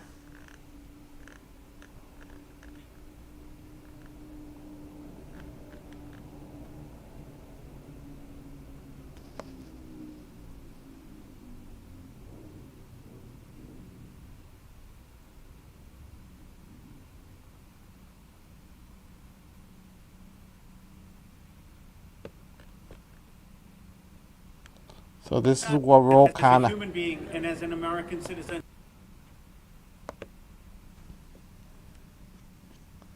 So this is what we're all kind of posted, right?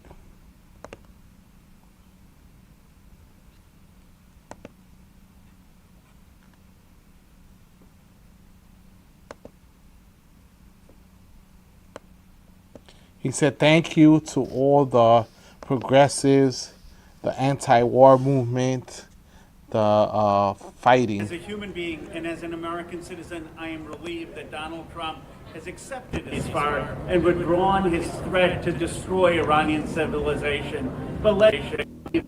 As a human being and as an American citizen, I am relieved that Donald Trump has accepted a ceasefire and withdrawn his threat to destroy Iranian civilization. But let's be clear, this did not happen because of Congress, which barely made a whimper. This happened because of the force of the American people. Not just progressives and liberals, but conservatives like Tucker Carlson, Marjorie Taylor Greene, and even Ann Coulter spoke out against the horror of threatening genocide against another people. This tells me one thing. The only thing that will save this country, the only thing that will save our democracy is a broad populist social movement, anti-Epstein class, anti-war, pro-working class. As a human being and as an American citizen, I am relieved that... So is that the case? That the only reason why he stopped was because of the American people pushback? Is that the only reason why he stopped? So breaking news, a ceasefire has been announced.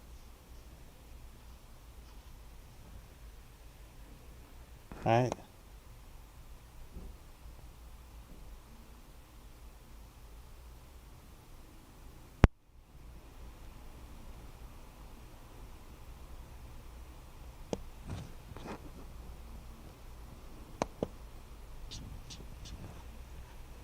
So let's see.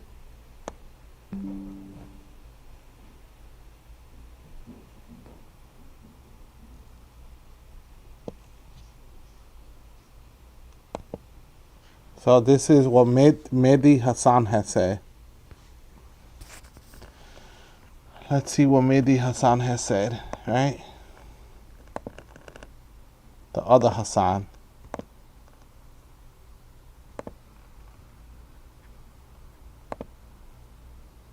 It's astonishing that you, a world leader who many respected for standing up to an illegal attack on your country, now support an illegal attack on another country.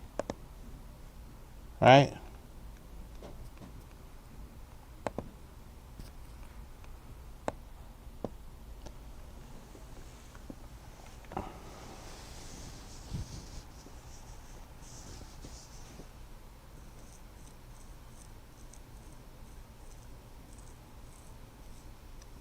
So this was responding to Vladimir Zelensky, right? It is unfortunate that the UN Security Council has once again failed to demonstrate effectiveness and acted decisively in the face of such a global threat as the Iranian regime's blockade of the Strait of Hormuz. No one should be allowed to block such globally significant sea.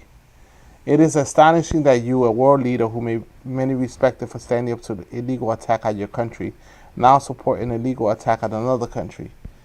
It completely kills your credibility. Alright?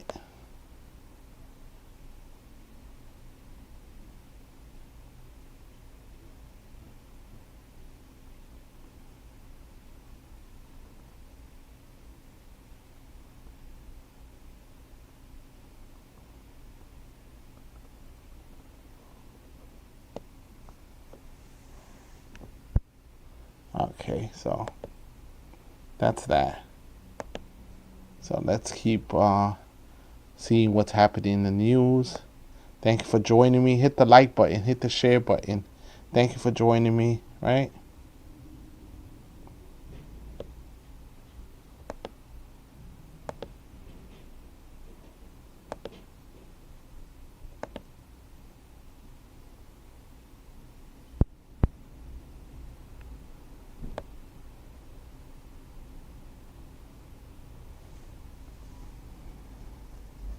Right? So much is happening.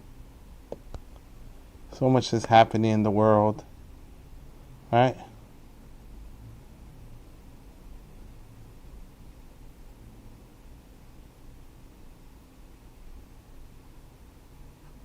So there you go. They clip a piece of Hassan. I don't know what Laura Loomer's obsession with Hassan Piker is, but she loves the guy. Obviously, I don't know what's going on with Laura Loomer.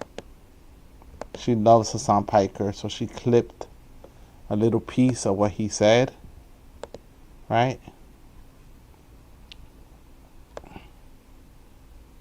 And posted it on her. This is no excuse. We go into these places. I remember the days after October 7th. It was very few of us who were taking that stance. Like early days, like on October 7th, when we were like, oh, we can think about what will come next, because we've seen what's happened before, and we know it happens when like the president uses dehumanizing language, and even just to try to like steer people away from dehumanizing language. It's 6 of us. 7 out of 535, right? That's not easy. Like, it is choosing to be uncomfortable every single day. And that is our responsibility. It is, right? Don't get me wrong. We go into these places, and this is no excuse. We go into these places. I remember the days after October 7th. It was very few. And Laura Loomer was calling for Trump to bomb Iran, right? Wasn't she calling for the bombing of Iran, right?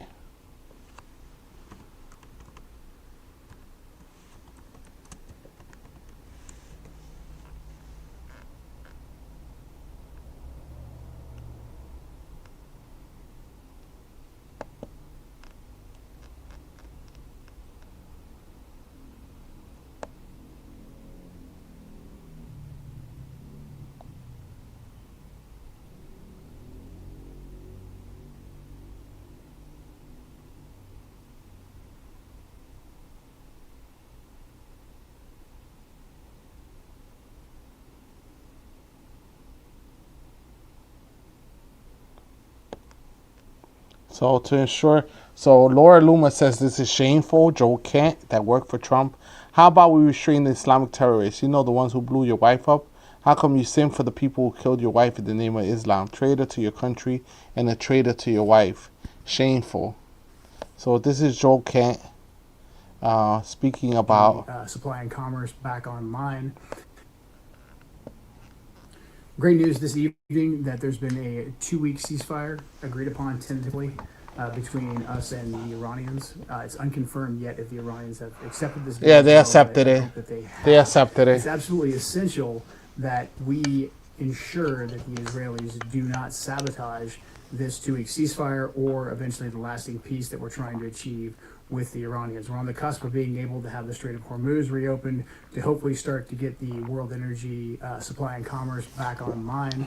The last thing we need is the Israelis doing what they have done in past negotiations and targeting the negotiators or taking a series of strikes that escalates the conflict.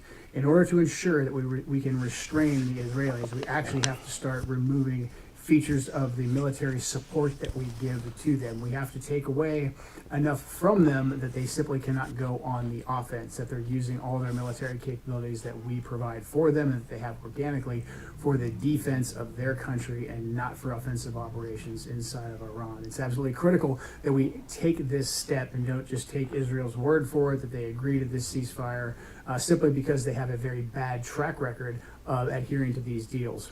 We also have to keep in mind that Israel has a different strategic outcome than we do.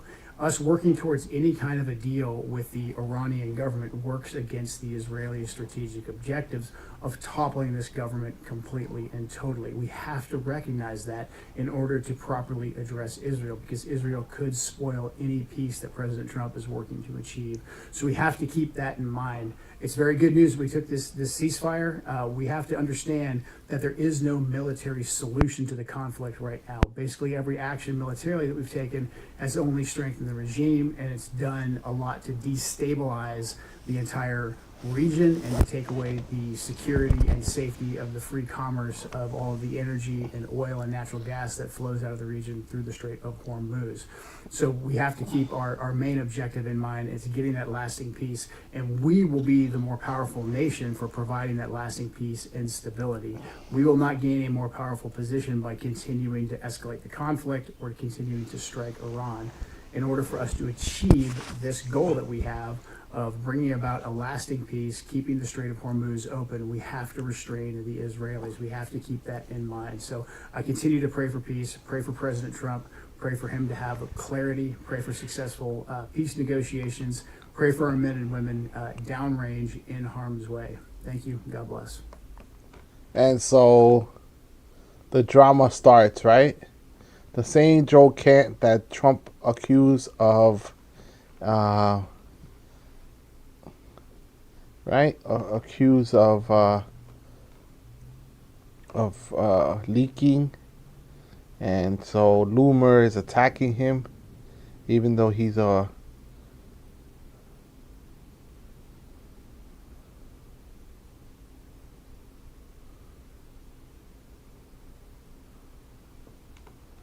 so this is what Roger Stone wrote.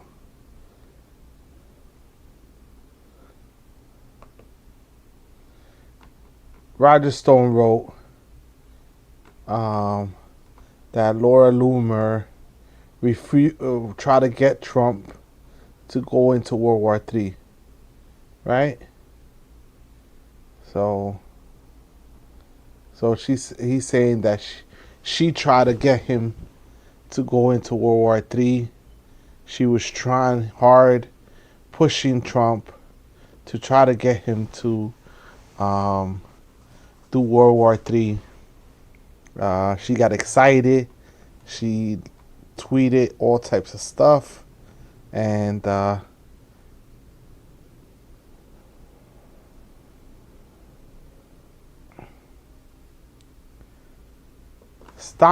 Laura Loomer says, stop spewing our IRGC talking points, Roger. You disrespect President Trump when you repeat the lies that he is getting us into World War III that are masterminded by your friend, Tulsi Gabbard, whose 2028 campaign for president you're running around telling everyone you're running. And lies spread by your buddies, Tucker Carlson and Alex Jones, who want the 25th Amendment to be used against Trump. Funny how you never called them out for their vile attacks on Trump. I guess you're lobbying with Somalia and Nigeria to represent Muslims and help them lie to the world about their slaughter of Christians is why you're all of a sudden simping for the Iranian regime. And don't even try to deny it either. Iran won't respect the ceasefire, and they will probably murder more Americans. Don't hold your breath. You think you can trust the word of these lying Muslims? I guess if they pay you enough, The Nigeria lobby contract is 9 million. I see. Then I guess these Muslims will have you telling all types of lies. Enjoy your new Muslim friends who work against America.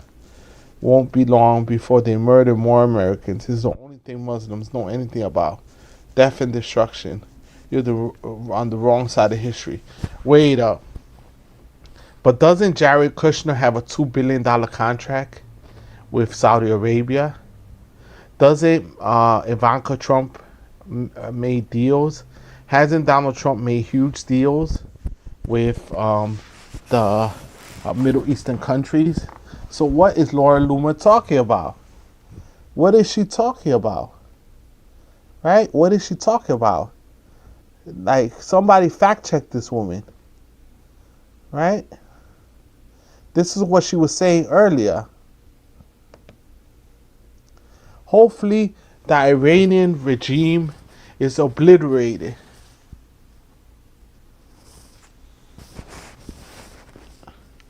Hopefully, the Iranian regime is obliterated before they obliterate us someday.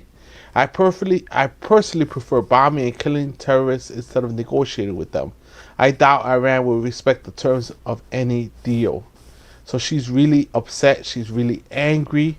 Laura Loomer is really upset, right? She's really upset.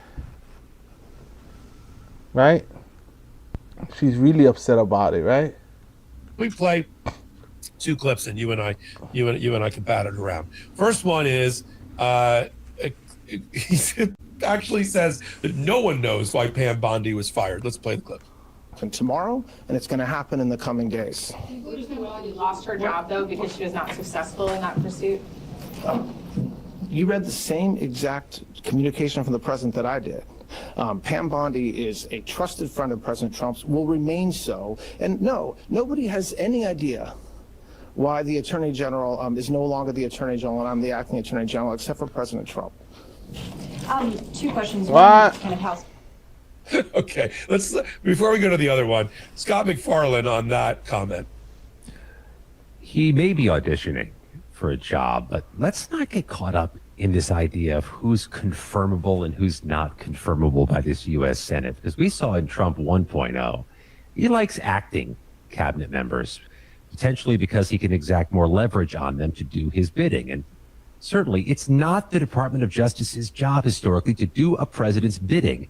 Pam Bondi changed that paradigm, which is why her firing was perhaps so shocking to people, because she was truly politicizing a department which is not to be politicized.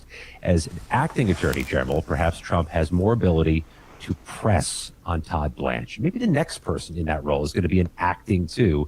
It gives him a little more latitude. And at this moment in Pam time, Bondi gets fired, I'm not right? sure who's confirmable as attorney general, not because there aren't 50 Republican votes for somebody. There are. But if North Carolina's Tom Tillis is going to be a no in committee where he has a swing vote on anybody who denies January 6th, well, pretty much everybody Trump wants for attorney general is going to be a January 6th denier, whether they really are or not. I'm not sure I see how anybody gets through with the approval of the Senate Judiciary Committee. That's a very good point, because Tillis, who's also the swing vote in the Fed chair position, because he's on the banking committee, boy, is he going out. They should have been nicer to Tom Tillis. Tom Tillis, it was like, I'm not running again, and I don't care, and I'm going to block the worst instincts of Donald Trump. But you're right. He said out loud in a press conference, he's not going to.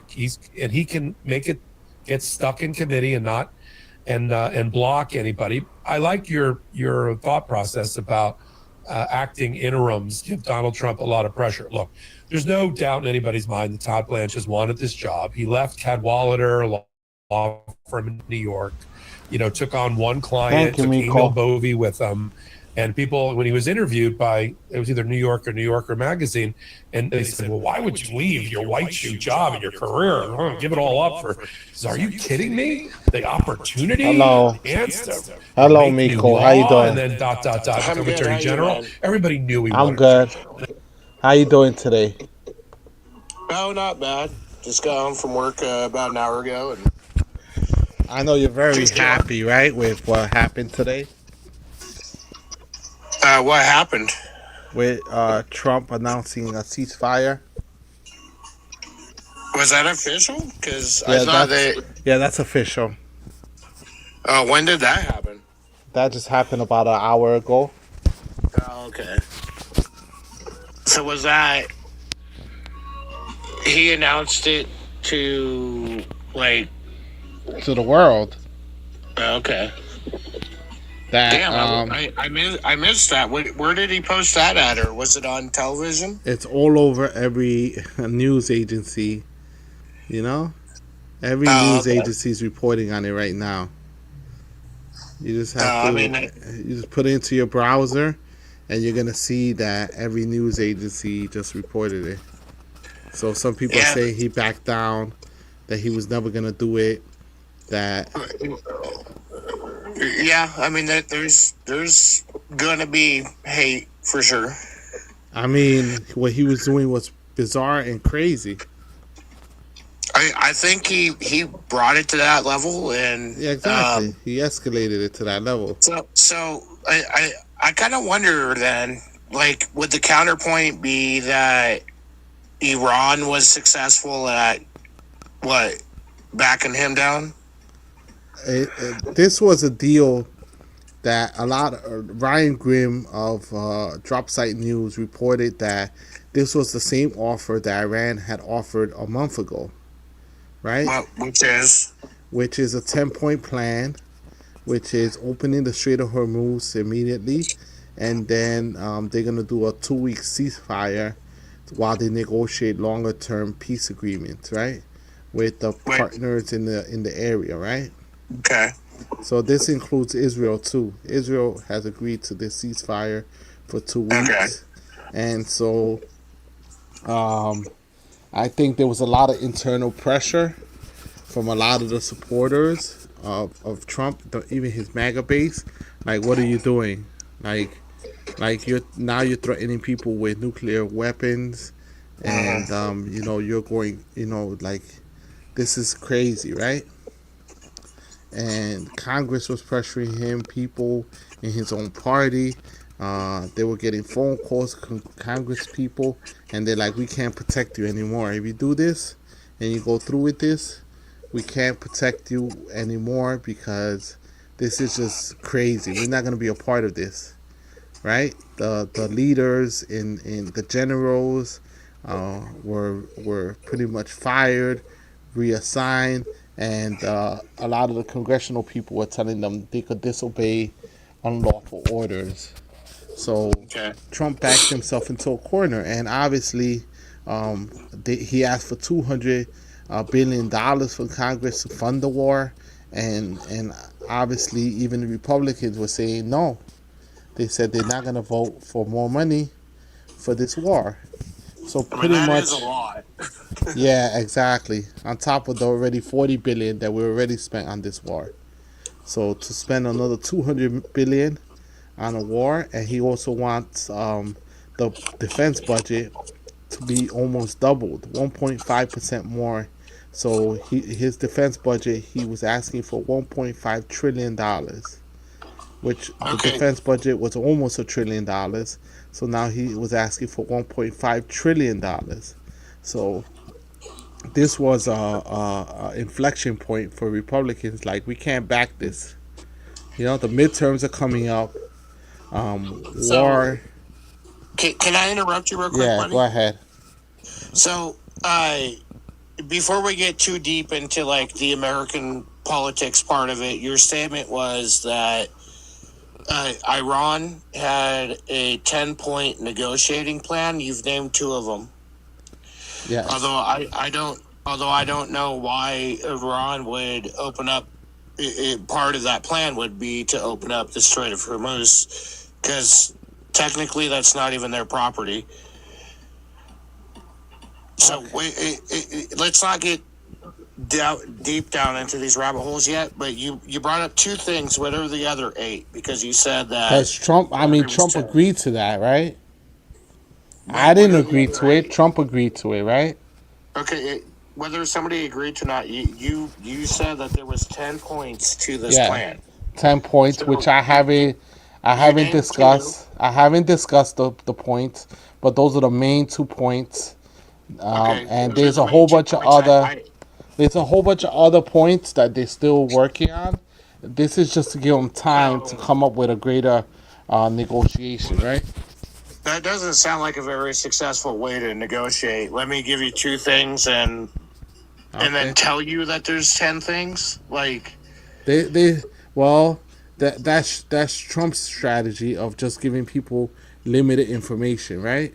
Right, but you said that was Iran's strategy, not Trump's strategy. Well, according to Ryan Grimm of Dropsite News, he said that this plan has been around for a long time. It's been around for a month. It's been circulating. And the United States needed an outlet right now. Right? I played the video of Ryan Grimm and how the United States needed an out. So that's why they went back and agreed to it and said, oh, this was a new plan, a ceasefire that was offered by Pakistan. Right? Again, bro, I'm just saying that this is Trump's. Trump's thinking. Listen, this is Trump's thinking. You don't got to get upset at me. You voted for him. I know, but you voted for him because those could be important. You voted for him and you supported him, and I told you this was going to be craziness. Didn't I tell you that it was going to be craziness? Dealing with other countries that have assets of themselves, that's one story. But I'm still wondering what the other 8 points are that you're talking about. Well, the points are all right. Or was it just 2 things? It's easy to look it up.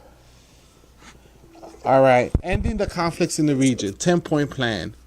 A permanent end to the war rather than a short-term ceasefire. That's one of the points, right? Okay. Well, the second point is a system to ensure safe movement through the Strait of Hormuz. Okay. Right? Formal recognition of its right to enrich uranium under the Nuclear Non-Proliferation Treaty. Right? Which they're already doing. Removal of sanctions imposed by the United States and other countries. Right? Okay. So these are Iran's demands. Yes. Removal of sanctions imposed by the United States and other countries. End to Israeli attacks on Hezbollah in Lebanon. Reopening the Strait of Hormuz with a fee of around $2 million per ship, which will be shared with Oman. Right? But they dropped that part of it. Right? Reconstruction of infrastructure damaged by the U.S. and Israeli strikes. Using the funds instead of seeking direct compensations. The plan was delivered through Pakistani mediation as a response to U.S.-Israeli conflict with Iran. Iran's proposal is a significant step toward ending the war, but it has been met with skepticism and rejection by the U.S. But the U.S. has now agreed to that 10-point plan. Right? It doesn't sound like it, though. It has, because I mean, a couple of those I'll go ahead and back. Like I don't know about the Oman.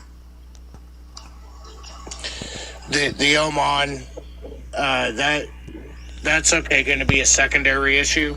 Yeah, but they took that out of the plan, right?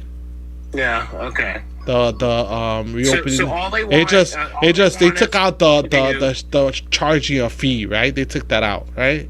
Yeah. So they're just going to reopen the Strait of Hormuz. Continue to give them money to run operations. That sounds like what they want. No, they dropped that. Why did we give them billions of dollars? In the past. The whole point is to help them, right? I don't know about that. Well, that's what we've done. I mean, we wanted, at one point, our American government wanted to help them with whatever the hell they were doing. I don't know behind the scenes what was happening. Why past administrations? Why would they want to be paid? Because that was one of the stipulations, to be continued to be paid, but just not the same way. I'm not sure, sir. You got to go into the negotiation table and determine why people negotiated the way they negotiated, and and you got to ask the negotiators, and you got to ask Donald Trump himself. And what my point is, you're getting upset with me when you should be getting upset with Donald Trump. Not you at all. Yeah, but you voted for this mess. But that doesn't mean I'm upset with you. Just I know, because but you voted Trump for this doesn't mean I'm chaos. upset Do you with understand that you voted for this chaos? But that has nothing to do. My vote had nothing to do with you. I didn't know you before I voted. Yes, you did. Actually, I did. You're right. Exactly, and I try to convince you not to vote. Either way, I didn't say. Shauna. Thank you for the gifts on TikTok. I didn't say, "Hey, old man, I'm voting for Trump because of you." I told you, don't vote for him. The world is going to be a mess. The world is going to be on fire. And I mean, there's somebody that agrees with you. I know somebody that agrees with you. Hassan Piker said that no matter if Kamala Harris was there, it still was going to be a mess. Thank you for the gifts on TikTok, everyone. They said that it was still going to be a mess, right? They said it still was going to be a mess. Thank you, Shauna. I didn't vote for Trump despite you. No, but you voted to spite every other person that try to convince you and try to tell you if you vote for Trump, you're gonna have serious problems and there's gonna be serious. That doesn't mean that a serious disconnect. Right or wrong. What? Or what? That doesn't mean that they were right or wrong. Who was right or wrong? Well, nobody. That's what I'm saying. It's like I'm saying you're wrong because we knew he was gonna be crazy. We knew he was gonna be a mess. So now you're claiming that you didn't know. Turned out to be true. That turned out to be true. Thank you for the gifts. He has a record and a track record of outlandish behavior. Right? I would say as a New Yorker, you would probably know better. I mean, he was known. Why do you think the rich and they didn't want to be associated with him? Hi, old man. Hello, how you doing? I'm good. How have you been? Danny, how you doing? We're having a debate, but now I'm putting you on Facebook, YouTube, Twitch, X, and what was the other one? I'll be cool just as long as on Substack. I got you on Substack too. Man, you got us everywhere. Well, man, everywhere. Look at you, Danny. How you doing? So Miko says he didn't know us. We didn't tell him not to vote for. I retracted that. Buddy. Okay, so we retract. Okay, you retract that statement. I didn't know. But Danny, you remember how many times we told him not to vote for it, right? Remember he was like, man. On the daily for at least a year. For a year, and he claimed to be undecided, and then he went ahead and said, "I voted for Trump," and he was so happy, right? Yeah, ecstatic, frankly, actually, absolutely ecstatic. I just want to set something here, just real quick, if y'all don't mind. If we could refrain from the personal attacks like we've done. No, it's not personal. It's personal when we got a president that. Talking about our experience. Yeah, but Miko, it's personal when we got a president that wants to wipe out total population, that has soldiers walking around, which are federal agents walking around grabbing people in our neighborhoods and causing chaos. So how could it not be personal? Doing racial profiling. That's what I'm saying. Doing racial profiling.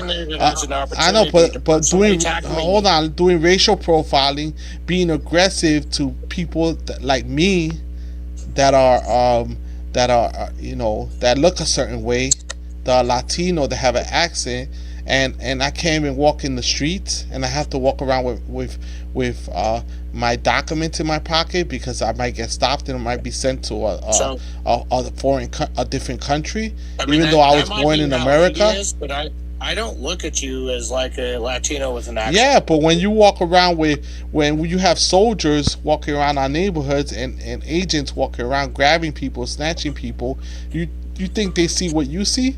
They just see the color of my skin and they say, "Hey, we gotta grab this guy." They don't say, "Oh, we respect him because he's a human being." Are you in danger of that? They don't say he's a human being and we should respect him. They automatically say. Are you personifying something, or are you in danger of that? No, I'm saying that you're saying it's not personal, right?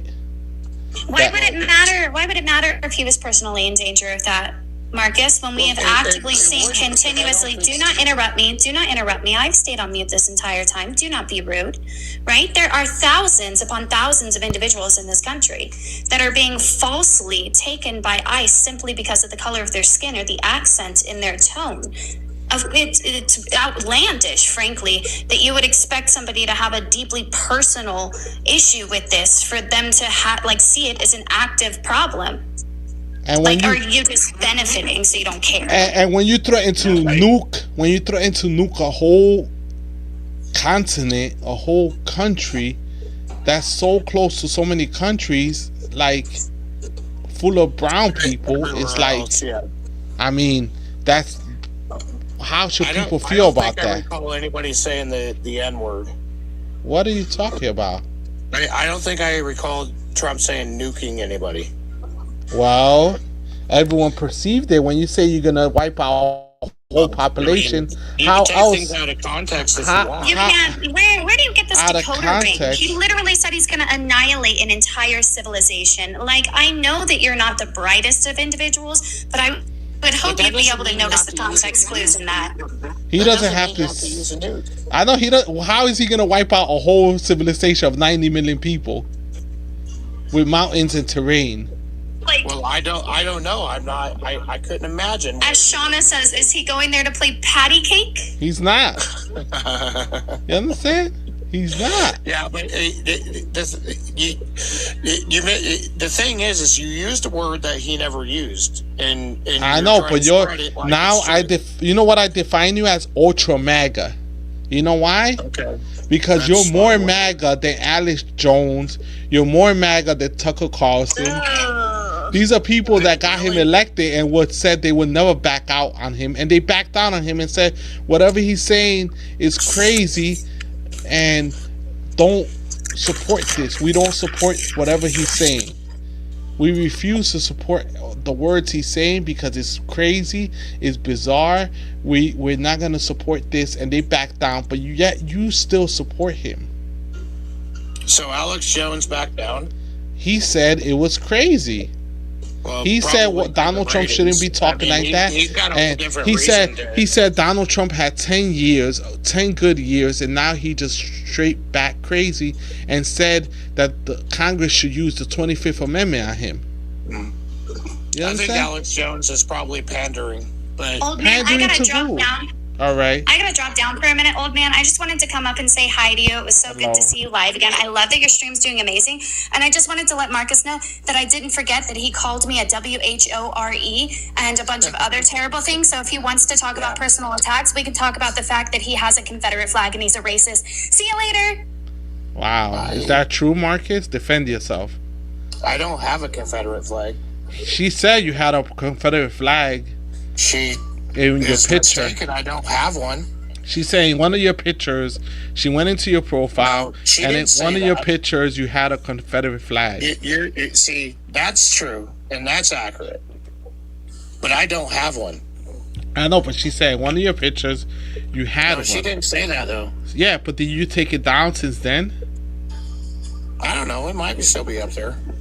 What do you mean? The picture should still be up there, even after we told you that that's a Confederate flag. So don't you think you should go back? I know where the Confederate flag is. So that means you should go back and take down that picture, no, in your profile. What do you want me to kiss your butt or something? I mean, no, just take down the picture because the picture people don't like seeing that, huh? It's not illegal. There's nothing wrong with it. Okay, so now So do you understand what the Confederate flag symbolizes? I understand what it used to mean. No. Do you understand that the Confederate flag was when they wanted to secede from the United States because the United States wanted to abolish slavery? Are we moving beyond all this, or are we still just? No, I'm just asking you because that's something she lied before she left. Symbol of that was perceived as slavery, yes. So why would you keep having it in your profile, knowing that it's not something good, and it's something that contradicts the whole America First, the whole MAGA movement. As far as I'm concerned, the subject is pretty much gone and dead because you all are already won that one. Okay, no problem. But not to say that I'm like special or nothing, but there's symbols of history all over the place. You know, there's swastikas in museums, and that would be wrong, right?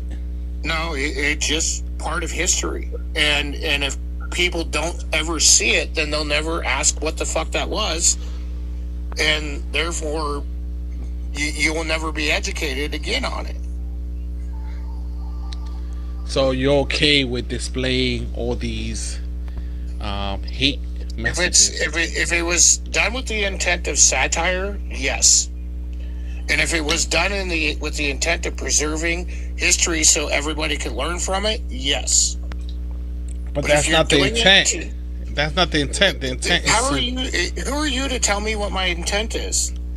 It's the intent is to show hate and to show that that's how you feel about it. Not. But how are you telling me who I am and what I intended? Okay. Do you feel powerful when you do that kind of stuff, or what? No. I think that you still support Trump no matter what, and you support that type of behavior. I think you associate things because you get triggered when you see certain things. Who's your favorite streamer or a person that you think does a good job? Like Laura Loomer? Honestly, I've always liked you. Or you like Laura Loomer? No, I said you. Or what about Laura Loomer? Laura Loomer is a MAGA streamer. Okay. Right? And she basically I don't know her by name or nothing, but if I follow her, I follow her. Yeah, Laura Loomer is like a right wing. She was calling for Trump to do, what he said he was gonna do. So which part? The warning, the ominous warning. She was like, "Oh yeah, Trump should wipe out Iran." She was saying he should wipe out Iran, right? She was okay. I've got it on good authority that a lot of people, other than people in America, want the same thing too. I understand, but those are people but we shouldn't be doing people's. They're against American liberalism. Yeah, but we shouldn't be doing what. You don't like the fact that other worlds, other countries are against American liberalism. We shouldn't be doing what the Israel wants. You know what I mean? We're our own country. I'm not talking about Israel. I'm talking about people from other than Israel in the region. Yeah, Saudi Arabia, Israel. The Kurds that actually put boots on the ground before it was even discussed. And what did the Kurds do? They took the weapons from the United States and they just didn't help, right? Fight Iran. I mean, they're a small force. We shouldn't expect much of them, but it still goes to show that there's a lot more at play than just like our little tiny liberal America. Of course. I agree, but don't you think it's a stain? Don't you think it's a stain on the United States? I get why Trump is so hated, because he's making it uncomfortable for mostly everybody in America. But don't you think it's a stain on a whole world that we're not perceived to be seen as defenders of human rights? Now people fear us and feel like we're the some of the worst people in the world. And a lot of people have hold on. Let me finish my point. That a lot of people see, that Trump has made it so hard for Americans that they travel, and people don't perceive us as good or helpful. They see us as a threat now. They see us as dangerous. People that have traveled to other countries say they get that perception that people don't want us there. Is that helping international relations? haven't we always been viewed as dangerous? And No, we were. yeah, we have actually. Not necessarily. Wait, when was the last time the entire world liked us? That we did what? When was the last time the entire world liked us? I didn't say they liked us, but at least we're perceived to be diplomatic. We have always been a threat to everybody ever since we broke away from England. So now it's about England. I'm just saying that statement doesn't really. It might be exasperated right now, but it's always been true. So it's always been true that every country in the world doesn't like the United States. That's what you're telling me? I didn't say every country in the world, and still there are countries out there that like us. But but the thing is that they welcome us and the tourism that we bring, the money that we bring to their country, and now it's like the first thing they think about is Donald Trump. Not allowed to do tourism now, as of today, that we weren't allowed to do before Trump, or were allowed to do before Trump. Excuse me. That's not what I'm saying. Well, what I'm saying, no, that's not what I'm saying. What I'm saying is our perception that we, before the presidency was seen as something that you had to be competent, you had to be educated, you have to be, you had to, actually earn it, right? And be an educated person and be intelligent in order to become president. And Donald Trump has destroyed that whole myth of, now how many kids are going around saying, oh, I want to be president, right? Well, how many kids were saying that before Trump? I mean, you're trying to throw out a statistic that has never been actually studied. No, I'm just using empirical information to say that you're using your thoughts. The perception of America, it has changed a lot in the world, right? I mean, yeah, in one shape, form, or another, but we're not perceived to be allies, and even Japan is now wanting to arm itself more because they know they can't depend on America. The European countries know they can no longer depend on America. They can no longer defend. We're trying to kill imperialism, right? But that's why. That's why.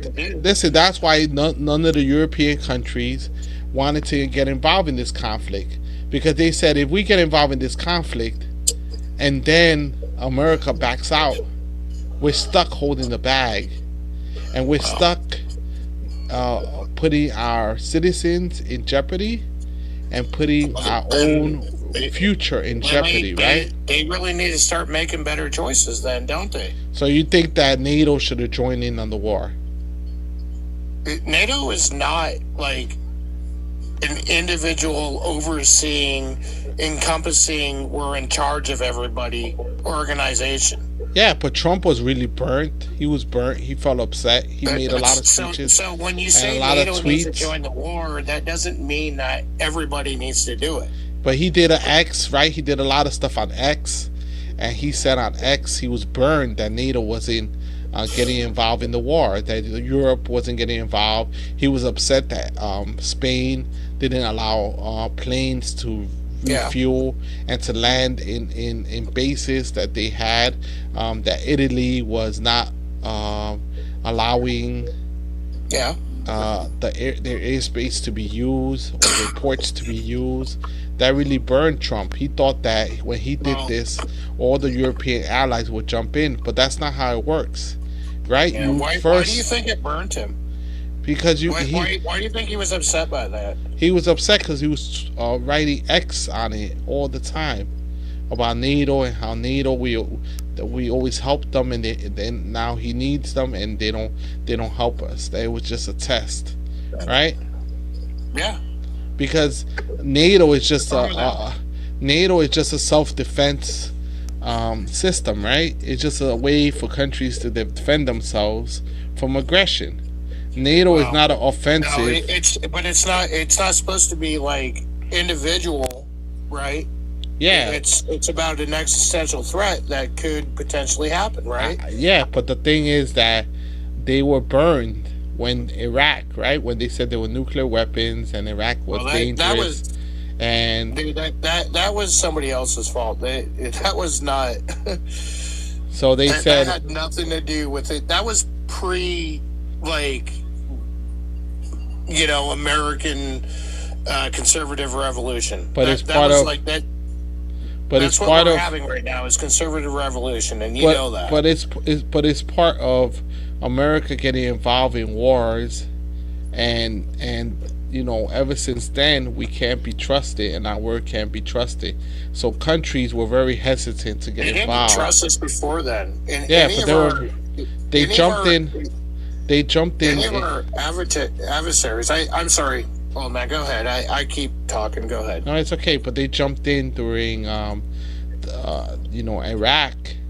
They got burned. There were no nuclear weapons. They lost so many soldiers, and it wasn't just the United States that lost soldiers. The UK lost a lot of soldiers. Spain lost a lot of soldiers. I don't know if a lot of people know that, but it was several countries that went into Iraq, and they were using roadside, unconventional weapons, and they were causing all types of chaos with the ground troops, right? Because it also potentially and actually did cause a lot of harm to their own citizens by doing that. But George W. Bush said it was going to be a 3-day war, and we were there for a long time.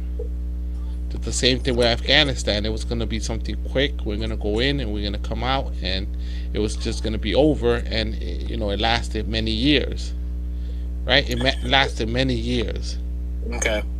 So, and you're not looking forward to a many-year war is what your problem is. My problem is that instead of spending so much money on wars, we should spend money on healthcare, spend money on affordable housing, spend money on building up our society, right? Building up our society. I will concede to that point where I honestly believe we could do both. We just don't do it, and even leadership in our states, and they're not. I believe that they're not really intending on doing that, even though they say they do. That's where I'm at with that. I think that they're all a bunch of liars. And the whole problem is that we need to get money out of politics. We listen to lobbyists and we listen to big money interests above what we listen to the people, right? We don't listen to the people, and that's the problem, right? Yeah. I'll respect your point of view on that one, because I wouldn't mind not being part of a system that does nothing but try to protect money. Yeah, that's the system we have right now. And I wouldn't mind that not being there, but at the same time, that system has existed for quite some time, and leadership on both sides have really kept it going, because that's just what they're used to, and that's how they're going to continue to operate. But it has gotten worse in both the Democratic side and the Republican side. Like you said, you just gave an example why it hasn't gotten better or worse, because it has gotten worse. That's what I'm saying. It has gotten worse. I know it has existed. It's the same. In my opinion, it's the same. I think it has gotten worse because they could spend unlimited funds with PACs and trying to get candidates to not run. And now, if you want to run in New York, like for example, if you want to run for a New York City Council race, you need at least $300,000. If you want to run for a state assembly race, you need at least $500,000, right? If you want to run, an application fee, right? Yeah, no, that's like the funds you need to run a campaign, right? To run a campaign, to advertise, to hire. They also charge a fee, right? To hire staff. Yeah, to hire staff, exactly. You got to pay, you know. So now, I get that. You got to raise your own funds to do it. now it's a lot of money, and then if you want to run for Congress, you got to raise a few $1 million, right? Well, so who could raise $1 million, $2 million?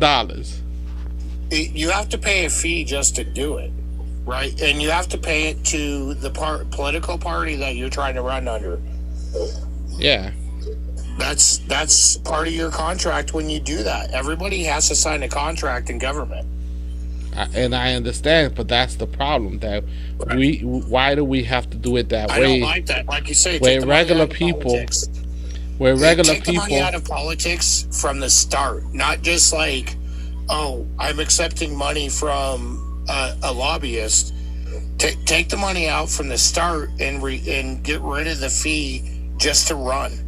Because you have to when you run for any type of office, you pay a fee. Yeah, to the party that you're running for. And it's also they made it so complicated that you need a lawyer to file the paperwork.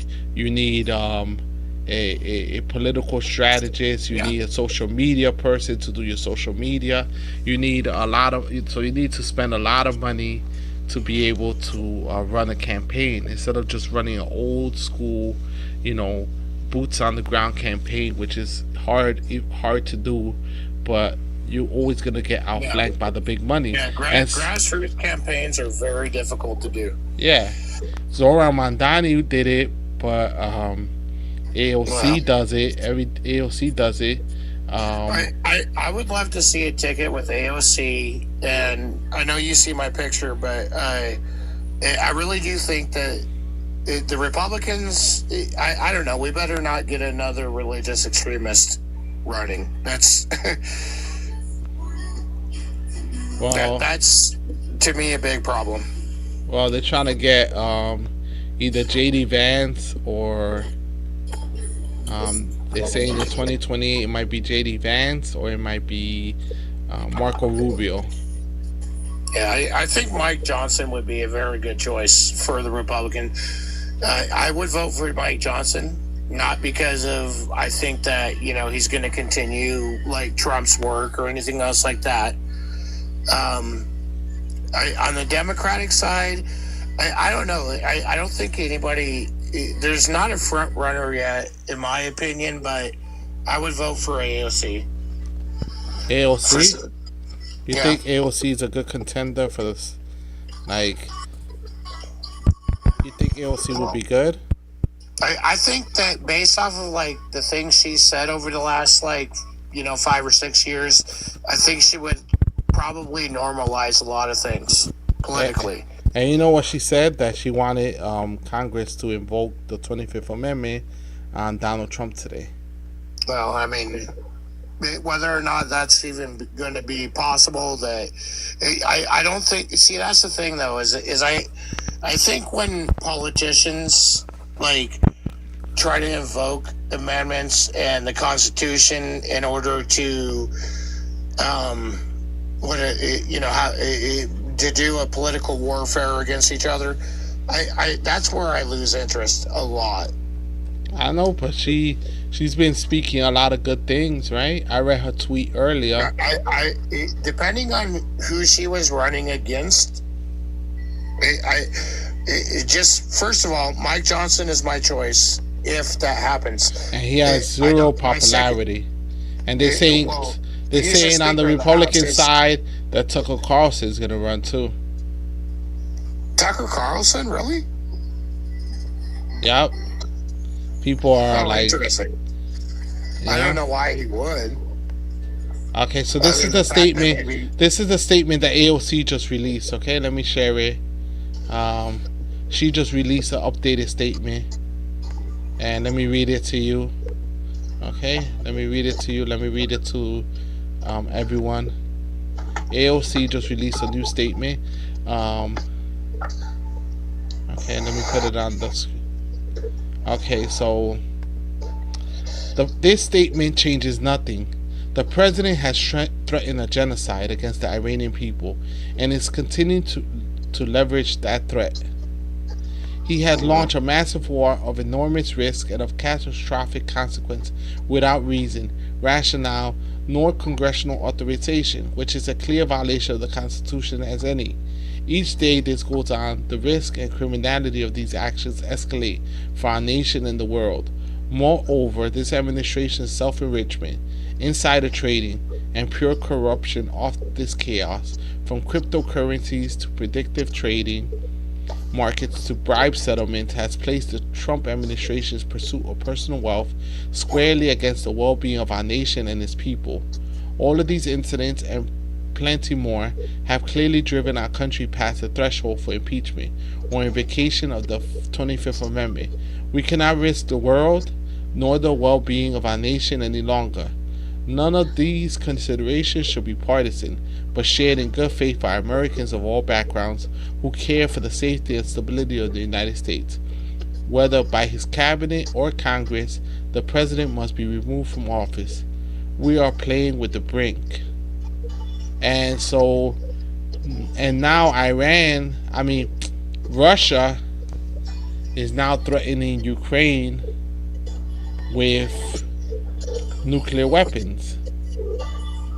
Right? See the standard we're setting? Did she say that last part, or is that something you just No, I just added that in. Oh, okay. That see, we don't move along too quickly because I'm trying to keep up.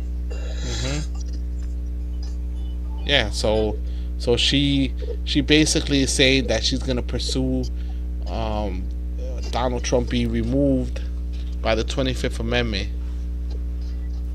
Either way, because he's not right. He's not mentally right. She's saying. I mean, she's not going to be successful in that at all. Not even close. But I am still looking forward to the time when we're beyond the Trump regime, because I know the Democrats are going to be good, right? Because they've learned a lot themselves. So, I mean, what are you saying? I think that I'm hoping that the next federal elections are going to be fruitful for both sides, meaning that there's going to be so many people out there. Like in 2016, there was 32 people that were up there on the stages when there was the big debates going on. It was such a huge. And I look forward to that again. I want that out of our country, to have, at least 5 or 6 people from each side that we could look into, we could review. That's what I want. And if we keep, I'm afraid that if it keeps being super divided, and Republicans and Democrats alike, they do that. So I'm not, saying that this, that, or the other, but man, I would love to see more options. Okay. And I know that the problem I have is I know the options aren't ever going to be an independent like Bernie, because both parties. So wait, are you like Bernie, AOC, and Trump? Weird, right? There's a lot of people in your predicament. Well, no, Trump's obviously not going to be able to run again, and that's whatever. That's fine, but AOC, I think, is not.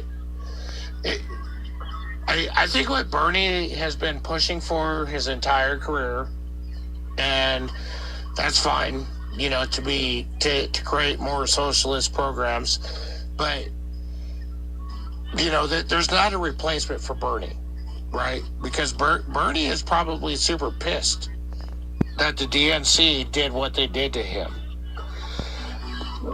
Of course, he's always been upset about that, but he's training and spoken to Alexandria Ocasio-Cortez, and I think that's going to Yeah. be that has been his prodigy, right? He's been working on her Yeah, I and see that. developing Yeah, for her. sure.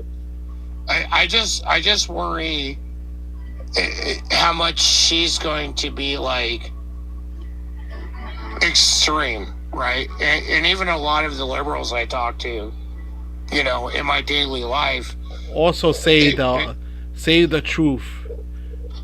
Being a MAGA person, right? She's a woman, right?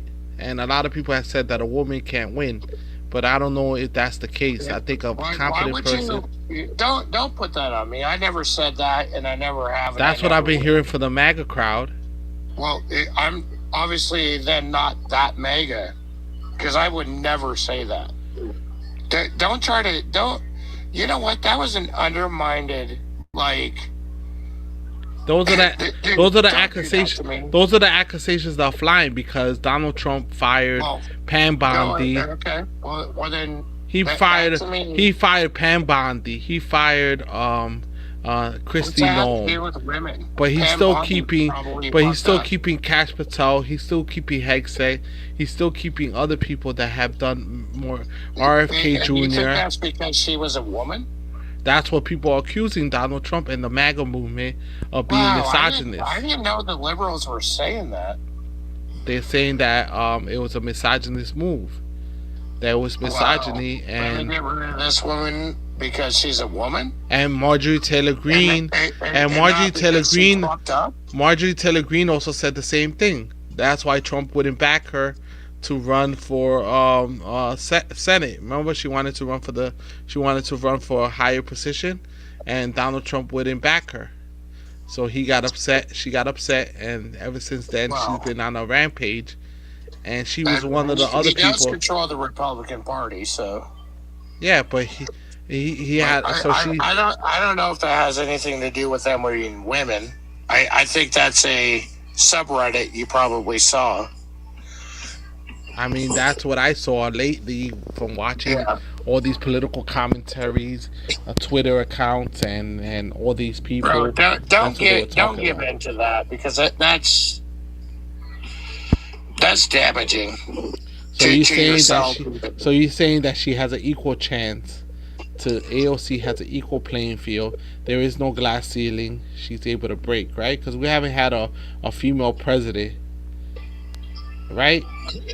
Hillary That's ran. true. You're right. Harris I don't know about ran. the glass ceiling thing, but you're right. We have not had a female president. And every time somebody tries to run, they find a way to block it. They do the same thing they did to Bernie, right? They blocked his nomination. The DNC took a stance against him and tried to block him using super delegates. It was very bad.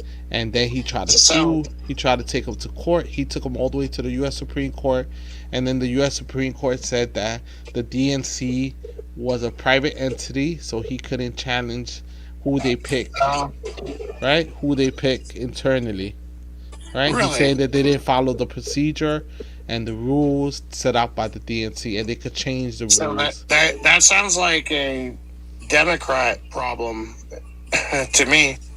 I understand, but you say you support Bernie. I didn't say I support Bernie. I'm just saying that he was fucked. But you saying that you will vote for him. No, I didn't say I would vote for him. I was saying I would vote for AOC depending on who she's running against.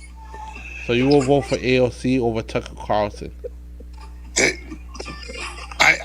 First of all, Tucker Carlson is like a news reporter, right? Yeah. Yeah, no,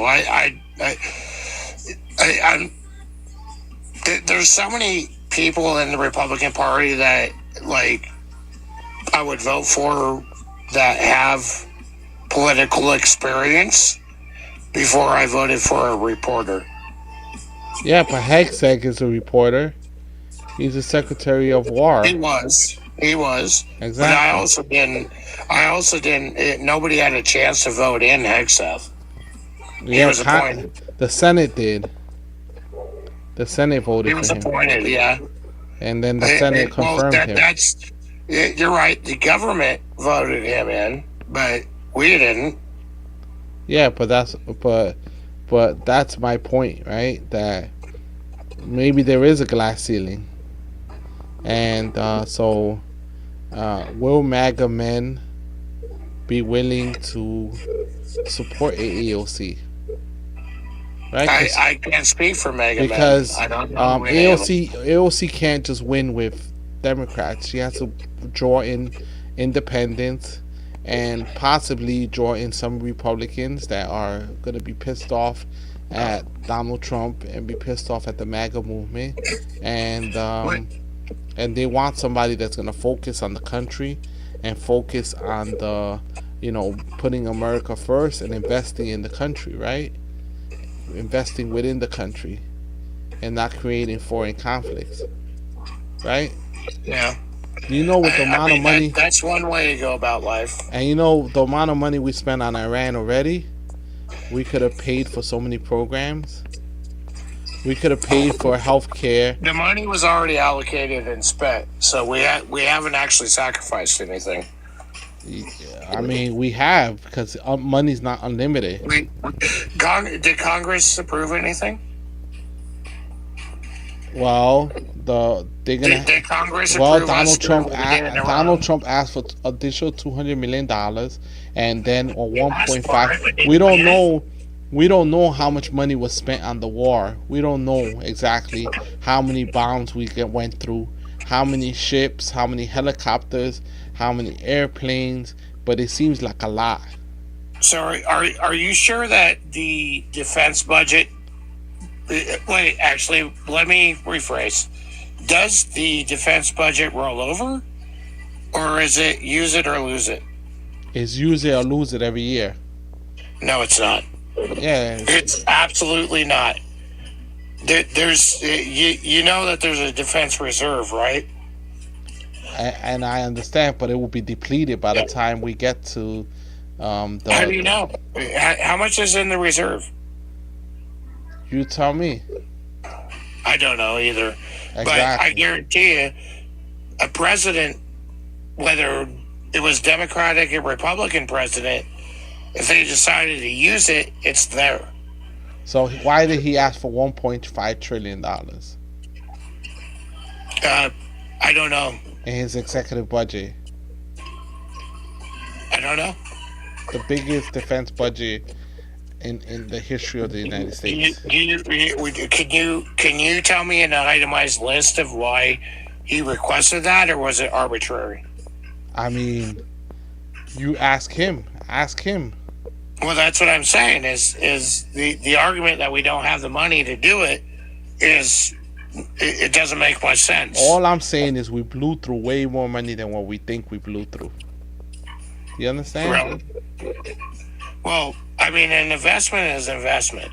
So you No, have $1,000. we burned through more than $40 billion. We burned through it by bombing another country. We burned it. Right? Yeah, what I'm saying is the number that you just put out is probably 1/10 of 1/10 of 1/10 of everything that we could possibly use. I don't know about that.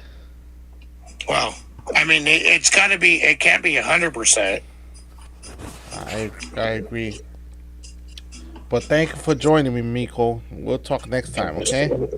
And I just want to thank you for being so cordial. And I know there's people chomping at the bit to probably, be upset with me. I see Nico still here. I know me and him had a falling out. Nah, they told me I should ban you. Yeah, I should ban you and don't allow you to come up because, yeah. Well, I mean that's something that creates a lot of hate. Yeah. So, but you know what? I will never agree with the aggression, but I will agree with the cordial. Yeah. That's why you're one of my favorite creators, and I guarantee you we don't agree. And if me and you were sitting in the same room, maybe we'd eat a couple sandwiches together, or maybe we would go fisticuffs. I don't know. No, I will get along with everyone because we're human beings in the end of the day, and we're all human beings, and we all deserve to be respected and treated with respect. But I appreciate you. Thank you for joining. I do appreciate that the anger has turned to logic. That's all I'm saying. It always has to be logic. It shouldn't be threatening countries. It shouldn't be attacking each other. It shouldn't be. I'm talking about you and following. I'm not talking about Trump. Okay, I'm just saying, but in our political sphere, it should be working out our differences and talking to each other, not just attacking and trying to bring each other down.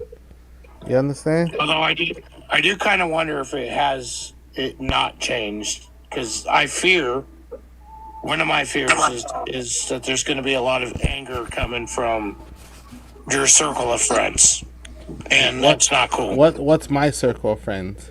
But do you blame us, Marcus? Do you blame us? No. How you doing, Daddy? What would I blame you for? You said a lot of anger coming from this circle of friends, right? Yeah, he's assuming after what you did and the way you've acted. Do you blame us? He's acting like I'm a Democrat. I'm an independent. All right. Miko, I'm a true independent. I know, but I'm a true independent. I call out Democrats. I call out Republicans. I call out whoever's wrong is wrong. I don't defend anyone if they're doing what is wrong, right? I would argue. I would like to see that come to fruition. Yeah, but that's my point of view. That I don't defend one side or the other side.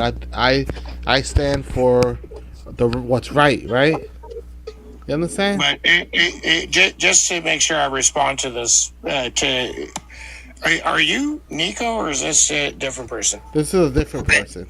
This ain't Nico.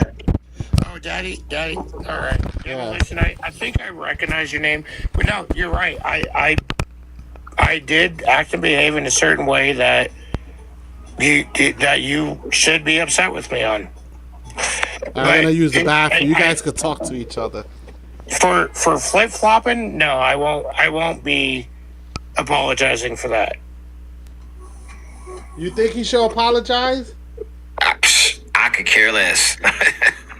What do you think? That's what I was figuring. What do you think about the whole Iran thing? AOC just said that they should invoke the 25th Amendment. Anyway. Yeah, it needs to. The 25th needs to be invoked. It should have been invoked. But I would argue that the whole Venezuela thing, it should have been invoked. Shooting up innocent fishermen in the ocean. Is why even after all the federal judges are like, no, he can't do this, he can't do this, he can't do this, which is something it seems like we're not talking about anymore. But if it was like truly against Constitution, like why what is holding it up? Because Republicans control everything in the government right now. They control all three branches, all three phases, and the Supreme Court. And in order for something to happen, Republicans will have to act on it, and they're not doing that. And it's wait. What about the lawsuits against federal judges that are happening? What do you mean? What do you mean lawsuit? They threw out all the civil rights lawsuits. So that's where I'm confused. Is how come this is all of a sudden only a problem when? But Marcus says. But hold on, Marcus. But Marcus said that we're taking it too personal. That we taking it too personal. You know what? That was a different subject matter. Yeah, but we're taking it too personal. Don't you know what? That's not even close to. I don't feel like that. I mean, he was taking anything personal. Is that what you said? Don't conflate nothing. I think that was something that was talked about that had something to do with the specific context, and it has nothing to do with what we're talking about now.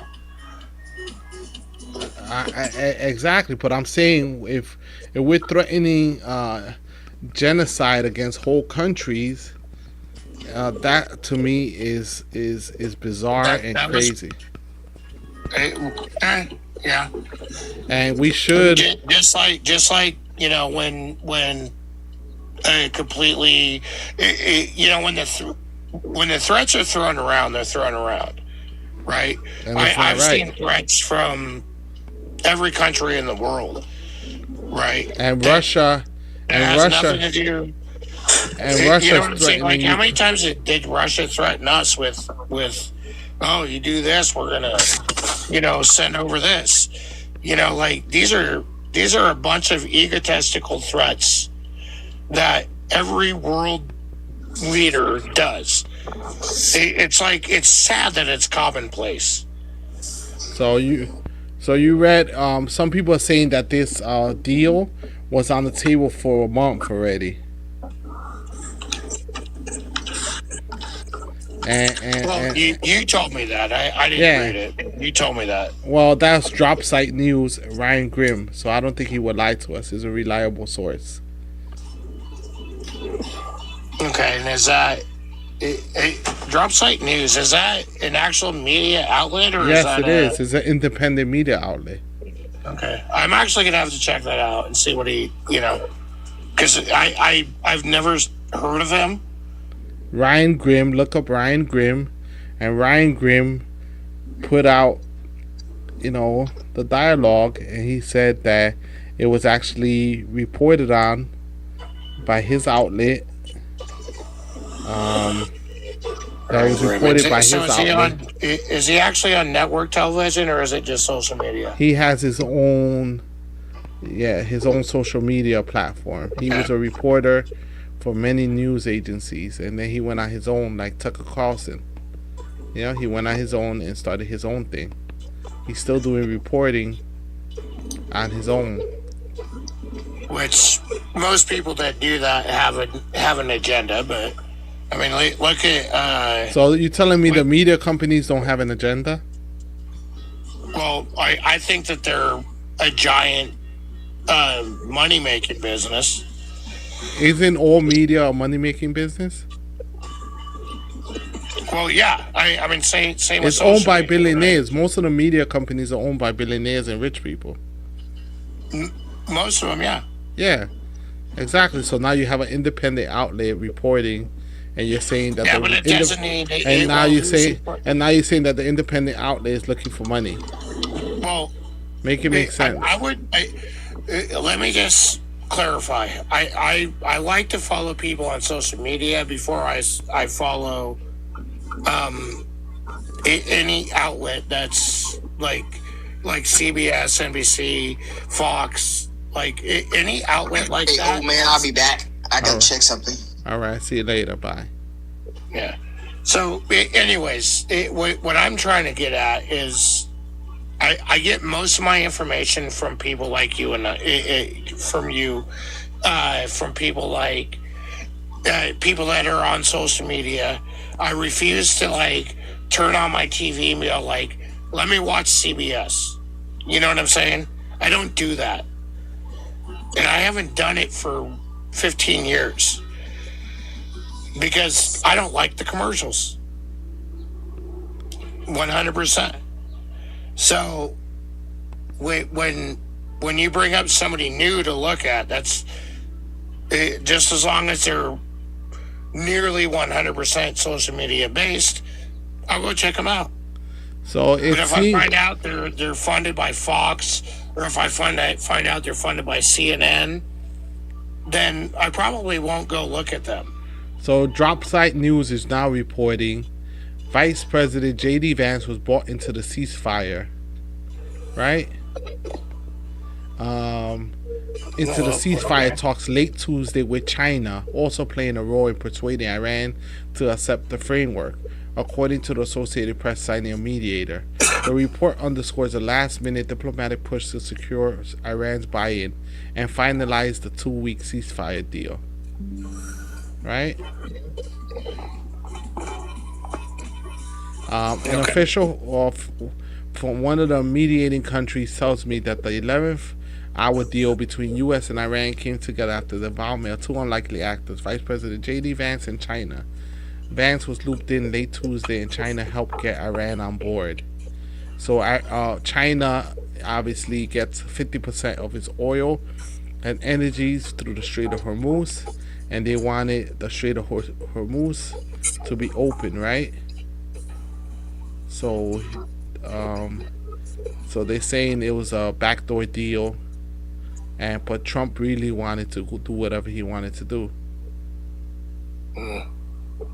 according to Dropside. I think Trump is super passionate about things, and sometimes he has what they call foot and mouth disease. But I'm going to tell you, I wouldn't vote for J.D. Vance unless the Democrats put out somebody that was like, obviously, you know what I'm saying? Like, when it comes to like Republicans that I would vote for, J.D. Vance would be on the bottom of my list. Okay, so let me look at the 10-point plan. Let me correct it. Trump is, here's what Iran's Supreme National Security Council claims the U.S. has fundamentally committed to. Guarantee no aggression against Iran. 1. Continue Iranian control over the Strait of Hormuz. 2. Accepting Iranian uranium enrichment. 3. Lifting all primary and secondary factions. That was 4. 5. Ending all UN Security Council and IAEA Board of Governors resolutions. 5. Paying war reparations to Iran. 6. Withdrawing all U.S. combat forces from the region.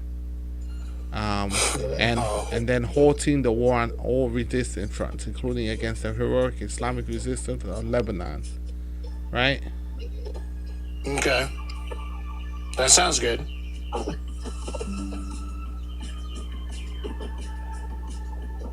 A lot of those were part of Trump's original proposal, but... So then, let me keep going through it. And then... But this is from Iran, right? This is Iran's side. It hasn't been confirmed or denied by the United States, right?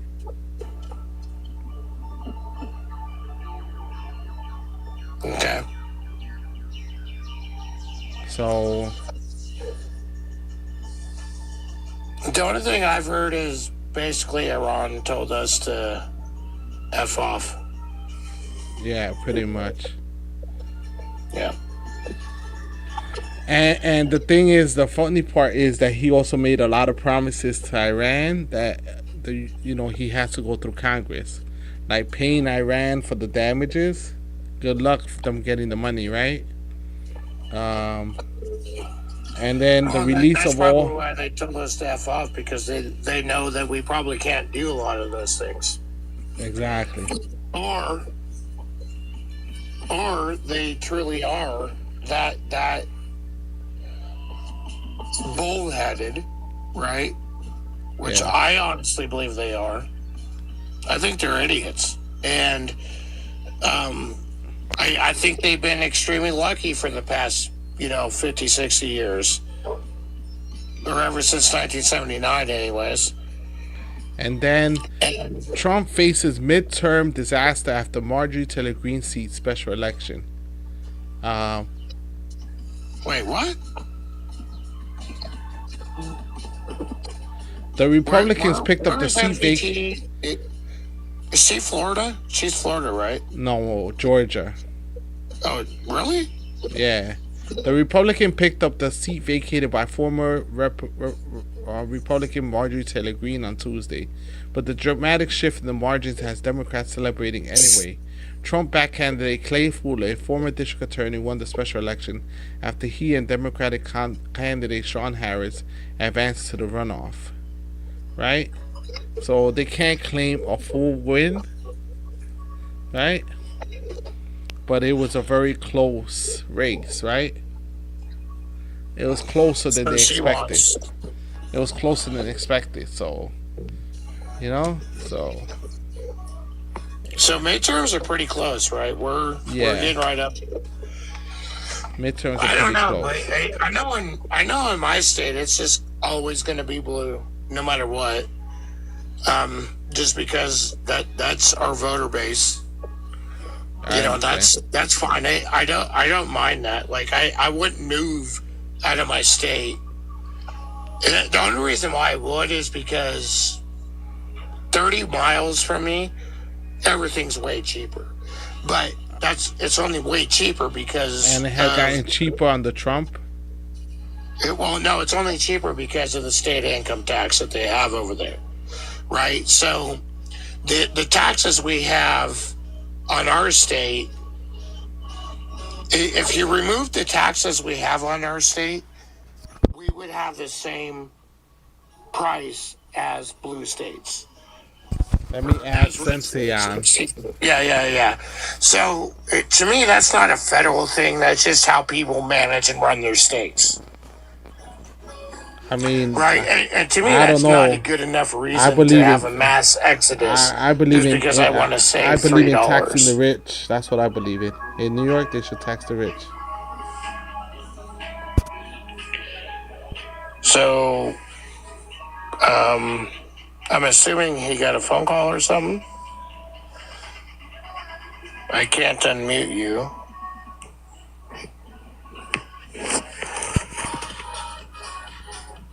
Sensei. Yeah, I think he probably got a phone call. Sensei, you there? Well, I thought you got a phone call because it went. You were talking about Ryan Grimmer earlier. Yeah. That's why when I heard you guys talking, I decided to come up. He used to be the bureau chief for the Huffington Post and also the Intercept. Yeah. He decided to become independent. Yeah. That's when he started Dropside News. Exactly. He's he's a reputable leftist. Yeah, but he's credible. Yeah, I never said he wasn't. Yeah, but Marcus is not. He said he's never heard of him, so I can't use him as a source, you know? Why can't you use him as a source? No, I didn't say I couldn't use him as a source. So what I'm saying is I'm not going to use CNN or Fox as a source. Well, I just earlier stated that he's not affiliated with CNN or Fox. It was Huffington Post and the Intercept. Yeah, but he's saying. So Huffington was that just because I don't know, but it sounds like that was a right wing outlet, right? Oh. I mean, it's considered center. Some people consider it left, but it's more like center to me. But I think, you know, Huffington Post is a famous. It was established by progressives, but I consider them center. I consider them center, centrist. Yeah, you know, I like the moderator center point of view.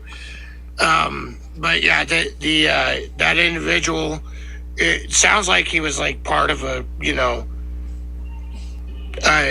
larger operation, and then it sounds like he had an opportunity to kind of like do his own thing, and that's what I look for. I really don't want to watch 4 different news outlets to tell me the same exact fucking information. I understand what you're saying, Marcus, but we can't just count. And if that's what he's doing, that's great. Yeah, but we can't count on the media that it's the big money media, because they're big money media for a reason, right? So he's still part of that then? No, he's not. Well, that's what I'm saying. If you look at mainstream media, I mean, they support the status quo. I don't give a shit if it's Republican or Democrat. They support the Epstein class. Yeah. Right? The Epstein class is on both sides. Right? Exactly. They're all fucking corrupt. They're all corrupt in that fashion. Yeah. And if you like it, if you like the boot on your neck, guess what? You're supporting the right people. So you notice how Tucker Carlson, even though I'm not crazy about him, he changed the way he speaks and everything, because he's not being told, he's not being filtered. He's not being told what he has to think. So he has a little bit more freedom to criticize Trump and say these things and interview the people he wants to interview, instead of having to ask for approval before he does things, right? The same thing with Ryan Grimm. He's doing what he has to do to get the news out there the way he wants to get the news out there. He doesn't have to depend on anyone approving it. So you saw the special election in Georgia, Marjorie Taylor Greene's district.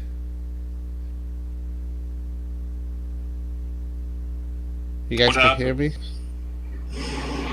Oh, I thought you were asking him. Were you asking me or him? Both of you. What do you think about it? It was very slim. I actually didn't see it. It was a very slim victory for Trump's person. And it's deep red country. Deep red country. They thought it was going to be... Those are bad indicators from them. Yeah, that's a bad indicator for the midterms.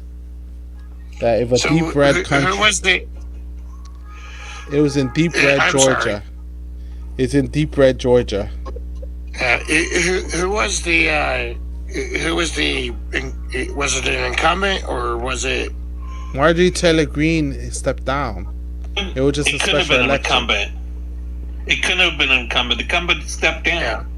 Yeah. Well, I realize I'm using the wrong terms, but so who was it that gained that slot?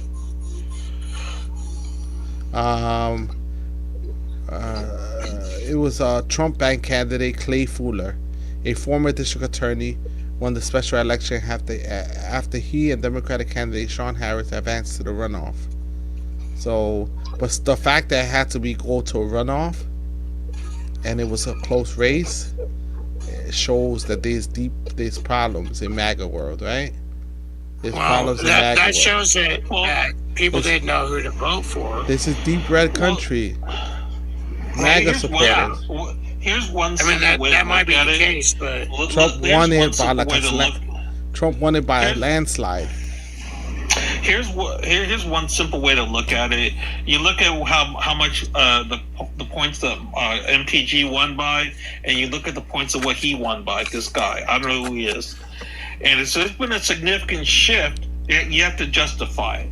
Yeah, exactly. Right. If Marjorie Taylor Greene won by 20 points and this guy wins by 5, that's a serious problem. Yeah, because there's people there are people that are Republicans that are hardcore red that will never vote blue and align with the red. Exactly. Those people are, and when you see it, I don't know what the point spread is, but I just put my example as 15 points difference, right? Yeah. From 20 to 5. When you see a 15-point spread, what the fuck's going on? Because you're losing your voter base. That means that people is worrying, right? Because this is deep red country. So imagine in a Democratic deep red country. Imagine in a purple place where, there's more Democrats. What's gonna happen? Landslide, right? What leads to a special election? A person leaving their position or dying or not being able to finish their term. Marjorie Taylor Greene chose to step down because she started speaking out against Trump. Okay, and then after that, if the option is available, then there can be an election, but in a special election, that's not done by the voters, right? That's done by... No, it's done by the voters. It depends on the state. There's different rules. Every state does it differently. Right? Every state does it differently. So Georgia, then, do they put that to the voters, or was it just... Yeah, Georgia puts it to the voters. Okay, so how many people voted? Some states allow the governor to appoint somebody to the position, and some states allow people to vote, right? Okay, so how many people voted? I would have to look into it more deeply. Yeah. Because it was if it was like 4,000 people, I wouldn't put too much weight into whether or not this means something.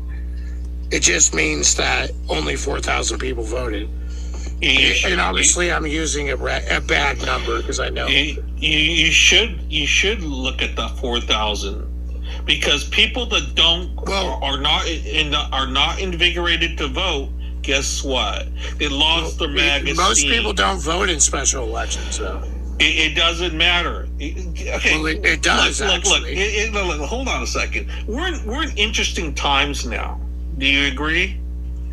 I think it's interesting because I've only paid attention for the past 4 years. But yeah, it's interesting. That's great.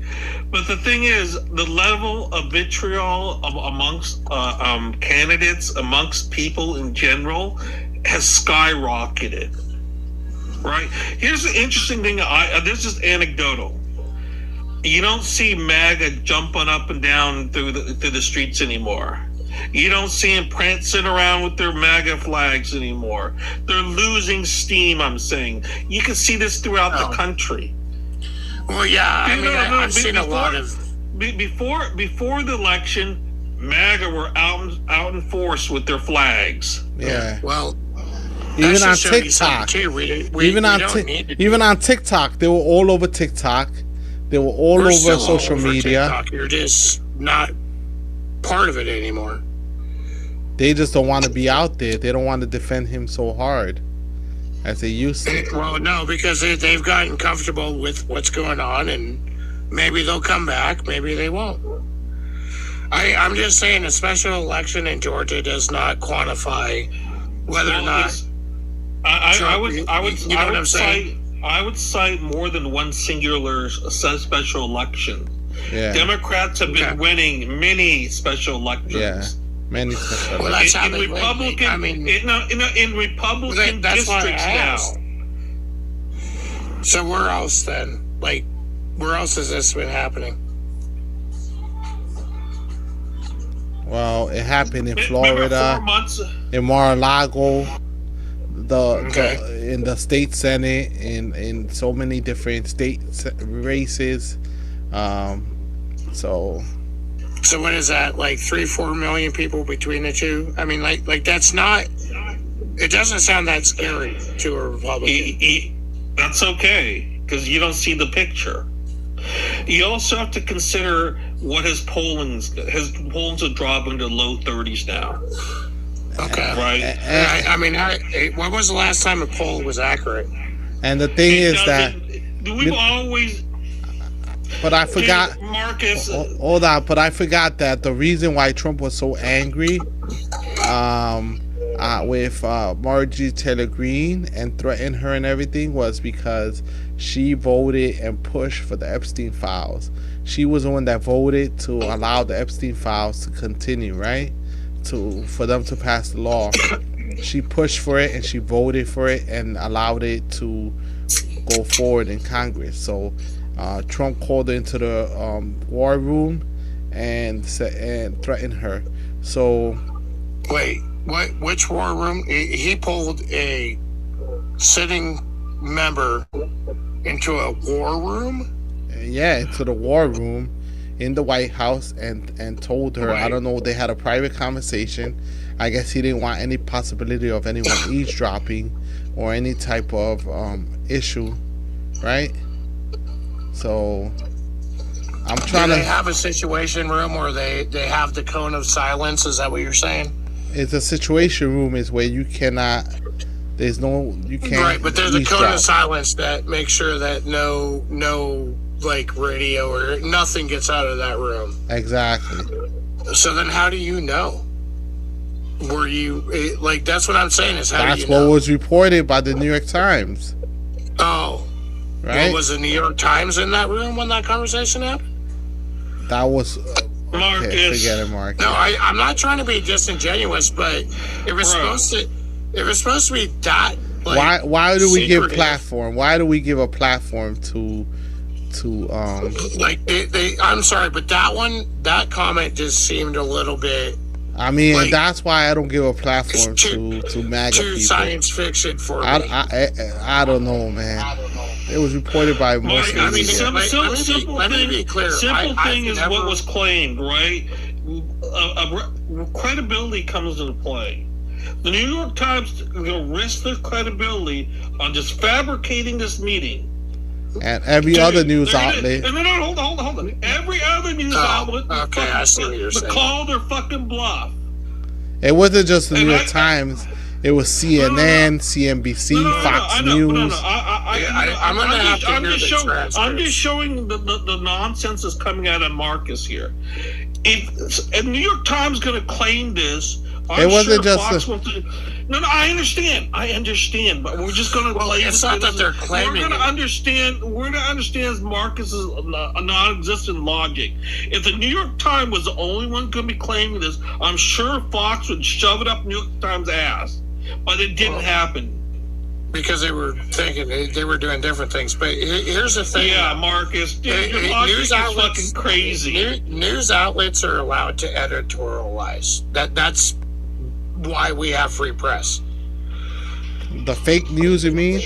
That Donald Trump browsed on? Editorializing versus factual evidence? Yeah, they're allowed to do that. That's called free press. Factual evidence? Right. That's why they're allowed to do retractions.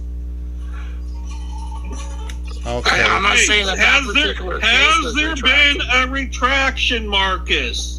I'm not saying that particular case was retracted. I don't give a shit about every other case. I'm talking about, guess what, Marjorie Taylor Greene's I'm just saying that with Trump. You're just bringing up a bunch of fucking nonsense. Was it retracted? Was it retracted that Marjorie Taylor Greene met with Donald J. Trump? Did the New York Times make a retraction? Because that's I don't know. Bringing up all the bullshit. It's hard to retract something that's true, right? Obviously, MJT. You're the one that's fucking having problems. But the context of that conversation. You're the one having That's what she claimed. Okay, hold on. That's what she claimed. That's what she claimed, and he didn't deny it, right? So we can say that. I mean, when was the last time Trump denied anything? Okay. So, like, she claimed something, Trump didn't respond to it. Does it make it true? Okay, Marcus. All right. I'm just saying. All right, everyone. I see you later. Without the transcripts, I gotta go in 5 minutes. Okay, so I'm gonna close this out in 5 minutes. Okay. And honestly, I don't know what you were even talking about, but without some type of transcript, I don't think we could even form an opinion. There was no record because it was a private meeting. So there was no record. Is there a record of everything? Is there a record of everything we do? Is there a record of everything we do? No, but we could assume things based off of what we think. There's no record of every single meeting that takes place in the world and in our lives, right? There's no such thing as a record, right? So I don't understand. Is that right, Sensei? Everyone hit the follow button, hit the like button, hit the share button on Facebook, YouTube, Twitch, X, Instagram, Substack, and now on TikTok. Old Man Labor. Also, I recognize your voice, Sensei. Old Man Labor. Thank you, Sensei. I know. MAGA is insufferable. It's hard to convince a MAGA person to change their mind, no matter what Trump does. What you just tried to convince me is there's no record of this conversation happening, but because we assume it happened, that's what we. You know what I'm saying? Like that. Yeah, this is tiring. I'm tired. I'm exhausted. Now that being said, I've never liked MJT. I thought she's gross. I would have never voted for her in any type of election ever, whether it's special or not. I've always thought MJT was gross. I think Trump used her. Trump used her and abused her like he does to people, right? So why aren't you defending her? I'm not defending her because she helped get Trump elected. Right? Exactly. She's not a victim. Yeah, she's part of his one of his stooges, right? So I mean, she knew what she was doing, right? I don't think she did. I think she's a victim.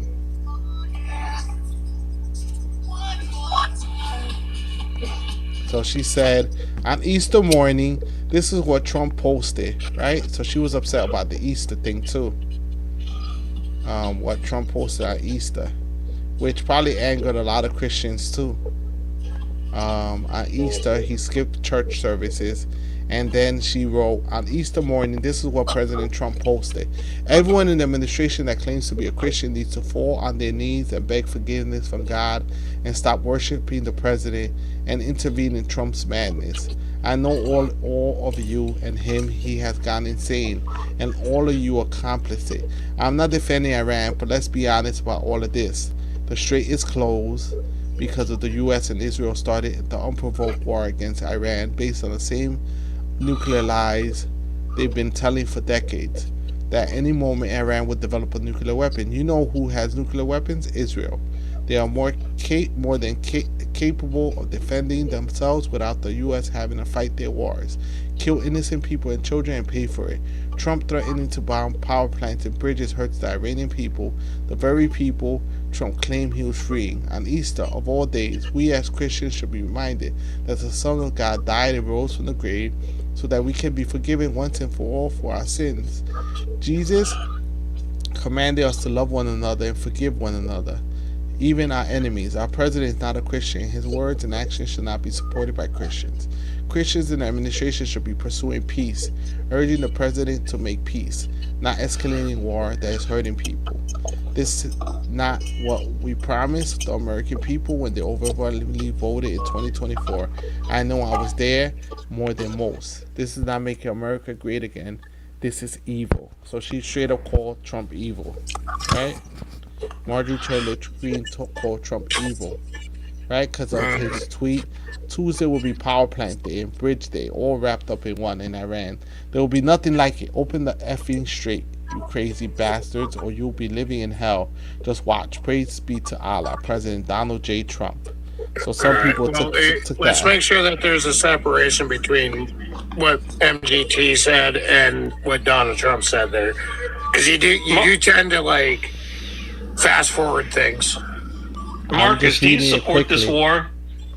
What did he say? Marcus, do you support this war? I have It's a yes or no question. Yes. You support this fucking war. Yep. Why? Because I'm biased. That's fucking stupid. Why do you support this war? Oh, you don't recognize bias?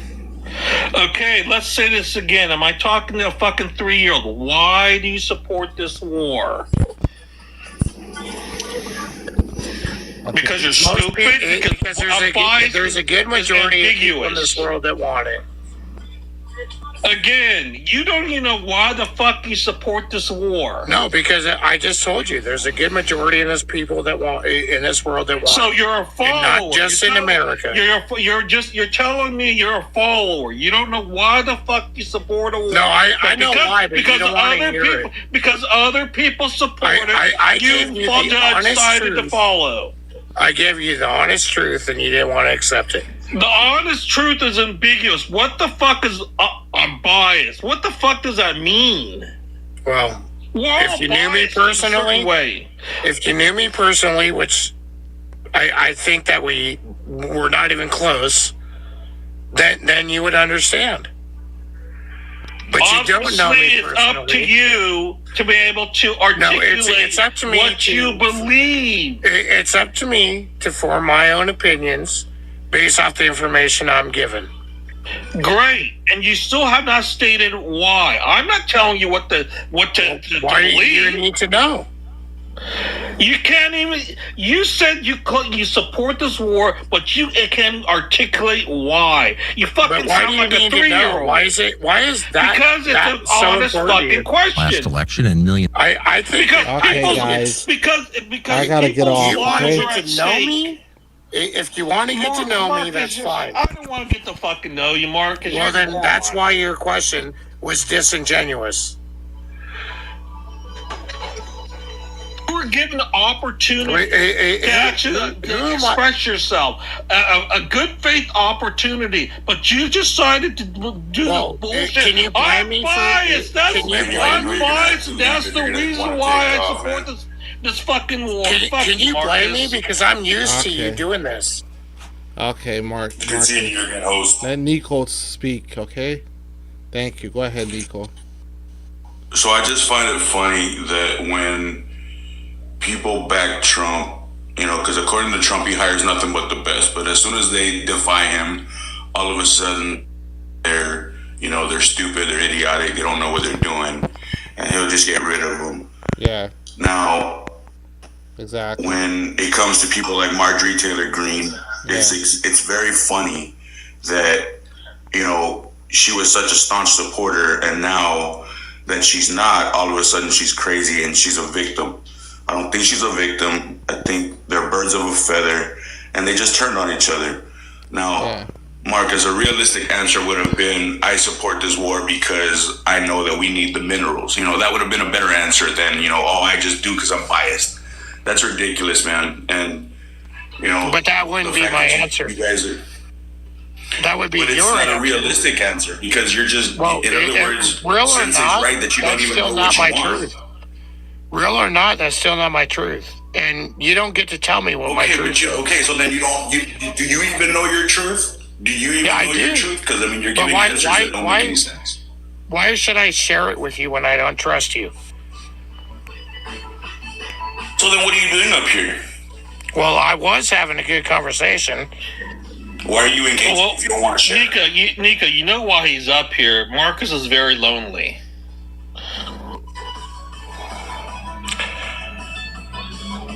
We could get personal. Okay, guys. That was such a personal attack, dude. See, this is what I was...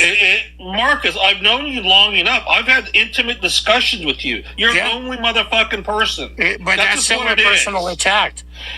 It's not a personal attack, but it's factual. It's an observation that you have, but it doesn't mean that you have to do it. Okay, so then, Sensei, give your retraction, Sensei. Go ahead and be like Fox News. Give your little retraction, and all will This be ain't good. Fox Right, News. This is old man's labor. Okay, wait. This ain't Fox Anyway, News, he dude. said he only trusts two But sources. all Sensei has to do is give a retraction. I didn't say I trust your sources. I just said I don't trust you. Okay, but I'm I saying... mean, I trust old man. Old man's cool. But when it comes to coming up here and personally If it attacking was me, Alex Jones, it'd be something different, right? But I Alex don't Jones, care hold about on. Alex Alex Jones... Something tells me you bring it on yourself, Marcus. Hold on, Alex Jones... yeah, it's your fault. Blame the victim. Hold on, Alex Jones disavowed Trump today. Hold So on, what? Marcus. He said the Who cares 25th about Amendment Alex should be Jones? revoked. That's another one. Who cares about Alex? And Tucker Are you a fan of Carlson. Alex Now, Jones? that's new on me, old man. I hadn't heard that one yet, but I And knew that Tucker was coming. Carlson, it's on X, it's on Twitter, it's all over. And Tucker Carlson did a whole thing about how Trump disrespected Christians and how Trump is not Christian. He went hard, and how when people don't believe in God and don't believe, that's when they want to do nuclear war against people. And a lot of people on the right went hard on him, and I think that's why he probably backed down. So say like 3,000 years ago, would the argument be when people don't believe in God, we start throwing spears at each other? No, I'm saying that's what Tucker Carlson said, right? Actually, Right. The whole nuclear thing is such a farce. It's not even funny. He's saying that Why is it a farce? He's saying that Trump never said he's going to use nuclear Because nobody's weapons. actually ever going to do it. What'd you say, host? He said that Trump never used those words, nuclear weapon.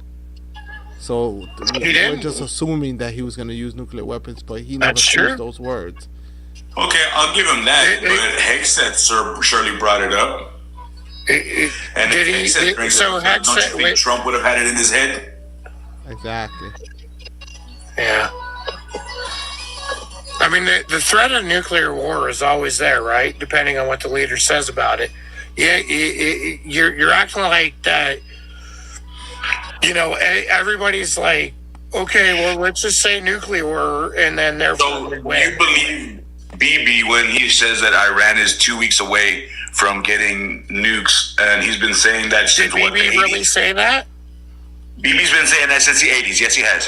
He said, well, he might have said it in the past, but in current world affairs. He's been saying that to every president. So are we talking current world affairs? And nobody has carried it until Trump's orange ass.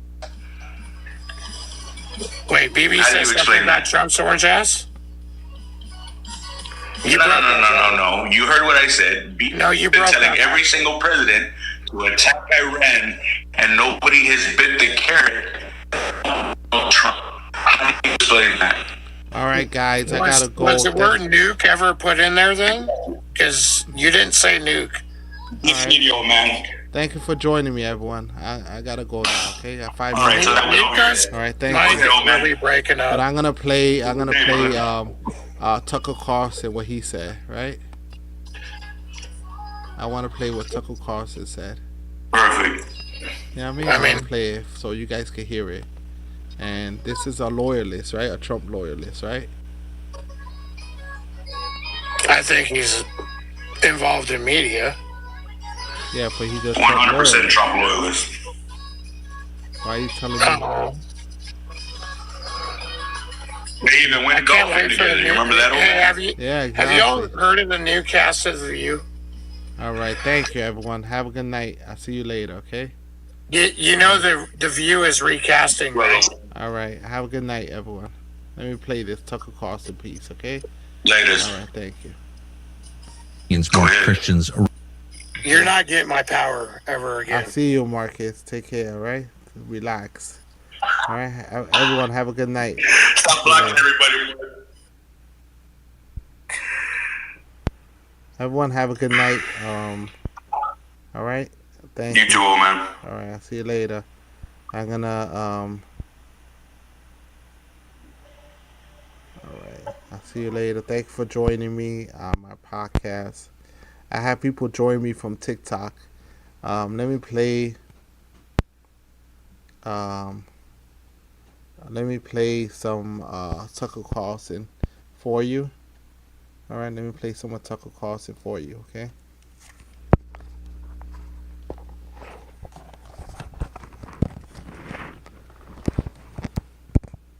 Around the world rooted for him to win. Many still do root for Donald Trump.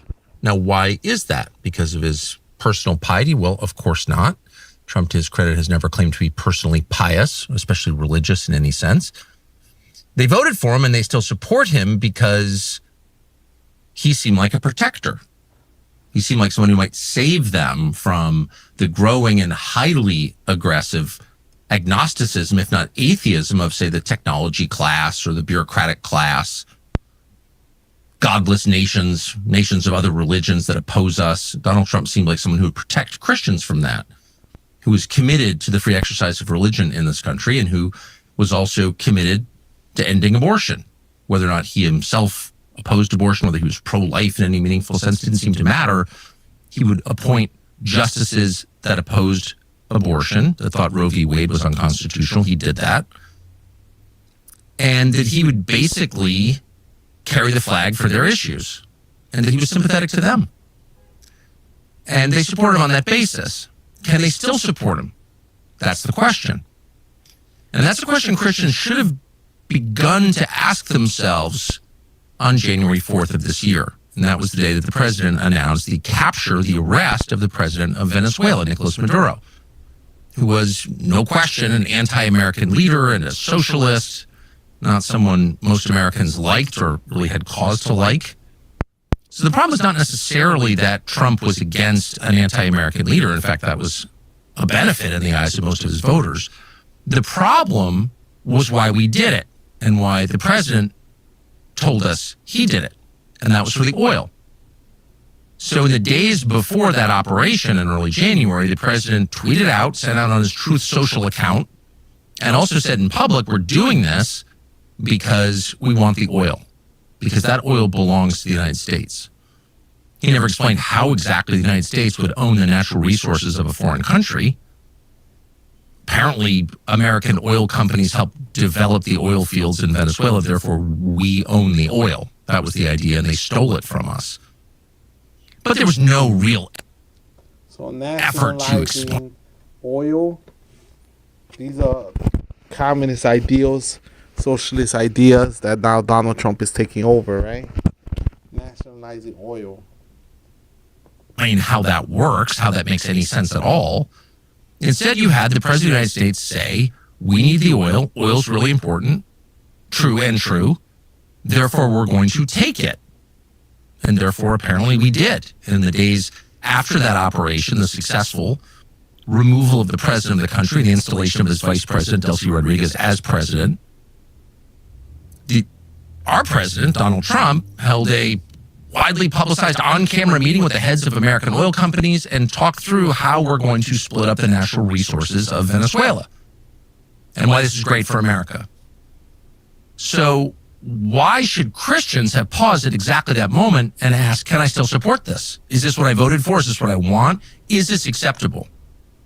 And the reason is really simple. Because Trump, at that moment, revealed that the motive was taking something that we wanted. And that's not acceptable for Christians. In fact, that's not acceptable for Americans or any civilized people, because taking other people's stuff by force cannot be allowed. In fact, preventing that is the basis of our legal code.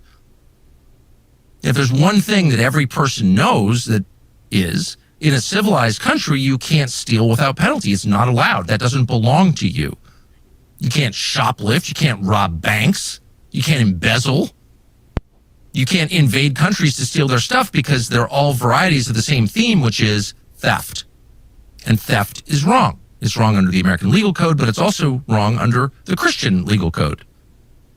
Theft is wrong. Spelled out really clearly. But the United States have been doing this for a long time, so I don't understand what he's talking about. And all the land we take from people and all the things we do, So that's when we disagree, right? It's also intuitive. And here was the president saying, we're just stealing this because we... The only difference is that he actually said what we do, but we've been doing this for many years, right? We have to understand we've been doing this for many years.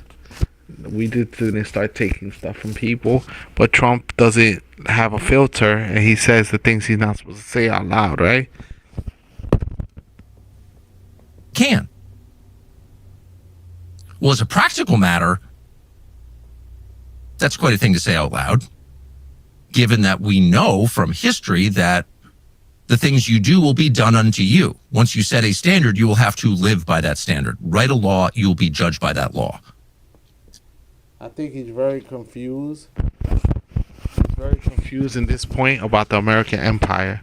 The American empire has been pillaging and taking from people for hundreds of years, and we can't ever not acknowledge this. And this is where we have differences, right? But he did call out Trump on the basis of the Christianity, violating Christianity morals and Christianity point of views, and also violating all his promises, right? Violating the promises of his presidential run, right? All the promises he made to the people, he pretty much violated these rules. And so in the end of the day, Donald Trump broke his own promises and his own rules, and that's what they accuse him of, right? Let's see what people gotta say. So, but I appreciate you all. I'm gonna be ending the live. I'll see you tomorrow. I appreciate you. There's so much to talk about. I could do this 10 hours a day.